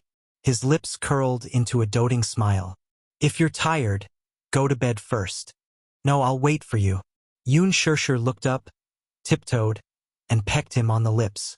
She smiled. Anyway, I'm resting tomorrow. So, you're making enemies? Wuxia raised his eyebrows slightly, but his tone was indescribably doting. Yoon Shirshir smiled and suddenly thought of something. She asked, Have you had dinner? No. Wuxia took off his coat and hung it at the entrance. He said indifferently, I had a meeting until very late today, so I didn't have time for dinner. Then I'll make noodles for you. Yoon Shirshir said considerately. After saying that, she ran to the kitchen. Wuxia stopped her. No. Ha! Yoon Shirshir turned around and looked at him in confusion. What's wrong? Aren't you hungry? I'm tired of noodles. Wuxia said helplessly. Yoon Shirshir was deeply hurt. She seemed to be very passionate about making noodles. It was simple, fast, and ready. Besides, her most perfect cooking skills could only be reflected in making noodles. Indeed, the noodles she made were remarkable. However, no matter how good the taste was, it was inevitable that one would get sick of it after eating too much. Wuxia was especially picky when it came to food. Then what should we do? Yoon Shirshir said a little dejectedly, Why don't we go out for supper? It's cold outside. Be good and stay at home. After Wuxia said that, he suddenly stood up. He lowered his head, unbuttoned his sleeves and elegantly rolled them up to his arms. Yoon Shirshir was confused by his actions. What are you doing? A certain man said concisely, solving the problem of food and clothing. So, you're going to cook yourself? Yoon Shirshir was a little skeptical. Are you sure your cooking skills are okay? Wuxia smiled and walked into the kitchen. He took some ingredients from the fridge and then took out a knife and chopping board. Yoon Shirshir followed into the kitchen with a look of suspicion. She still felt like she was in a fantasy. It wasn't that she had never seen a man cook. However, in her impression, Wuxia seemed to have no connection with the word cooking. Could it be that he knew how to cook? Why hadn't she seen him show it before? He used to cook a lot? No, occasionally. Wuxia cut the onions into rings and washed the ingredients. In the past, he might not be willing to cook by himself, but today he was in a good mood. After a night of meetings, the board of directors finally passed a case with a unanimous vote. This proposal that had been in a deadlock for several days finally came to fruition, so even if he returned late, he was obviously in a good mood. Since he was in a good mood, it was rare for him to want to cook himself. Yoon Shirshir stood at the side and watched curiously. Although she was still skeptical of this man's cooking skills, she had to admit that his cutting skills were very professional. Could it be that he had practiced before? Or was he just deliberately mystifying things? Yoon Shirshir stood at the side and watched silently. Why did she feel that a well-dressed man in a clean, snow-white shirt and slim-fit trousers standing in the kitchen with a knife in his hand looked out of place no matter how she looked at him? She muttered, Do you really know how to cook? Wuxia said, A little. Chapter 17-19. When he was studying abroad, he had a meal class. During the class, he would be taught some simple Western dishes. He had only learned how to make cheese-baked rice. Of course, as a rich young master of the Mu family, he rarely cooked for himself. The only time he cooked was when he was in a good mood and wanted to show off his skills in front of Xiao Chen. In the end, he made a mistake and the oven exploded. The reason was, he had accidentally dropped his phone in the oven and the consequences were obvious. Therefore, Xiao Chen had a deep impression of that incident. Initially, he was looking forward to his daddy showing off his culinary skills and tasting delicious food. In the end, he heard a loud bang. The kitchen had exploded. Xiao Chen was shocked when he thought that the villa had been attacked by terrorists, just like the news he had seen on TV. In the end, he realized that Mu Yaja had blown up the kitchen. Therefore, Xiao Chen hated Mu Yaja's culinary skills for the rest of his life. He felt that he had been wronged. The explosion in the kitchen was an accident. It was caused by a small oversight on his part. Since then, he had never entered the kitchen again. He was treated as a terrorist and was stopped outside the kitchen. Today, he was in a good mood and decided to try the cheese-baked rice again. There were ready-made ingredients at home. Although he was very unfamiliar with his culinary skills, he was very meticulous in his cutting. Every step was done according to the process in his memory. He was meticulous and patient. Yun Shishir watched quietly from the side. From time to time, she would raise her head to look at his serious and charming side profile. She was very moved. No wonder people said that men who cooked were the most elegant. At that moment, Mu Yaja was dressed in a shirt and was well-groomed. However, he held the ingredients in one hand and the knife in the other. He lowered his head and carefully cut the onion rings along the cross-section. His long and thick eyelashes drooped down and covered his eyes, leaving a row of deep shadows. His thin lips were tightly pursed. He seemed to be very careful, afraid that he would miss anything. Yun Shishir suddenly thought of something. She took an apron from the side and put it on for him. Mu Yaja lowered his head to take a look and frowned slightly. She actually made him wear such a cute apron. The apron was printed with a pink cartoon picture of a cute rabbit with long ears. It looked weird on him no matter how he looked at it. It didn't match his handsome appearance at all. Yun Shishir sized him up and covered her mouth as she snickered. "You did it on purpose." Mu Yaja raised his eyebrows. He was clearly unhappy with her teasing. However, this displeasure disappeared in the blink of an eye along with the doting smile in his eyes. "It's fun. You look really cute in this dress." Mu Yaja didn't know whether to laugh or cry. In all his life, no one had ever used the word cute to describe him. "Don't mess around." Yun Shishir pouted and replied with an "oh." Sure enough, she obediently sat at the side and did not say anything more. Still, she could not help but snicker when she sneaked a peek at the apron he was wearing. Mu Yaja couldn't do anything about it and let her go. However, he didn't take off the apron on him. He put the rice into the oven and set the mode. Next, he had to wait for a while. Yun Shishir suddenly hugged him from behind. Chapter 17:20. "I feel like I'm in a dream." Yun Shishir sighed. Mu Yaja turned around and cupped her rosy cheeks. He asked playfully, "Why do you say that? Do you know how mesmerizing you are when you're cooking?" She buried her little face in his chest, raised her eyes, and blinked at him. On her delicate face, there was a sweet smile. The generous praise fell into his ears, and he naturally enjoyed it to the extreme. Mesmerizing? Mu Yaja's lips curled into a smile. Yun Shishir suddenly thought of something and took his hand to the bedroom. On the bed was the suit she had personally picked out for him at the department store. She held the handbag in front of him and instructed, "Try it on. I bought it for you. See how it looks on you?" She paused for a moment and said proudly, "I just got paid. Half of it was spent on this suit." Mu Yaja knew very well that the salary she was talking about was the remuneration from the movie and the endorsement fees from the advertisements. He couldn't help but laugh. This silly woman. Armani's custom-made suits were usually very expensive. Most of his suits were custom-made and were more particular than the suits in the department store. Usually, the suits in the department store wouldn't catch his eye. However, since she had personally picked it out, it was a different story. As long as she picked it out, he would like it. The suit was a complete set with a shirt, trousers, and tie. Wuxia changed into it. Surprisingly, her taste was quite accurate. The suit fit well and was neither too big nor too small. He bent down and elegantly tidied up his sleeves. Yun Shirshir immediately went up to him and carefully tidied him up. From the tie to the sleeves to the diamond brooch on his chest, she was very careful and very serious. It's done. Yun Shirshir looked up and took a few steps back. She looked at him with her hands behind her back. The more she looked, the more she liked him. She couldn't help but praise herself. My taste is really good. You look really good in this. Wuxia raised his eyebrows and walked up to the mirror. He looked at himself in satisfaction. Speaking of which, this suit was probably the first piece of clothing she had ever bought for him. When he wore it, it fit him perfectly and made him look extremely elegant. She was very meticulous when it came to choosing clothes. From the fabric, to the style, to the details, she paid a lot of attention to everything.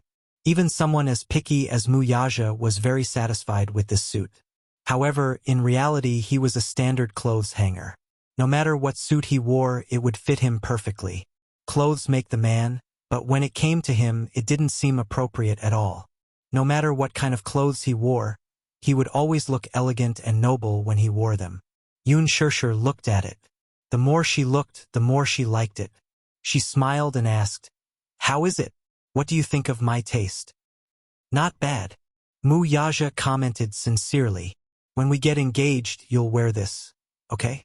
Yun Shirshir asked tentatively, but her heart was beating like a drum. She didn't know if Wuxia would agree to it or not.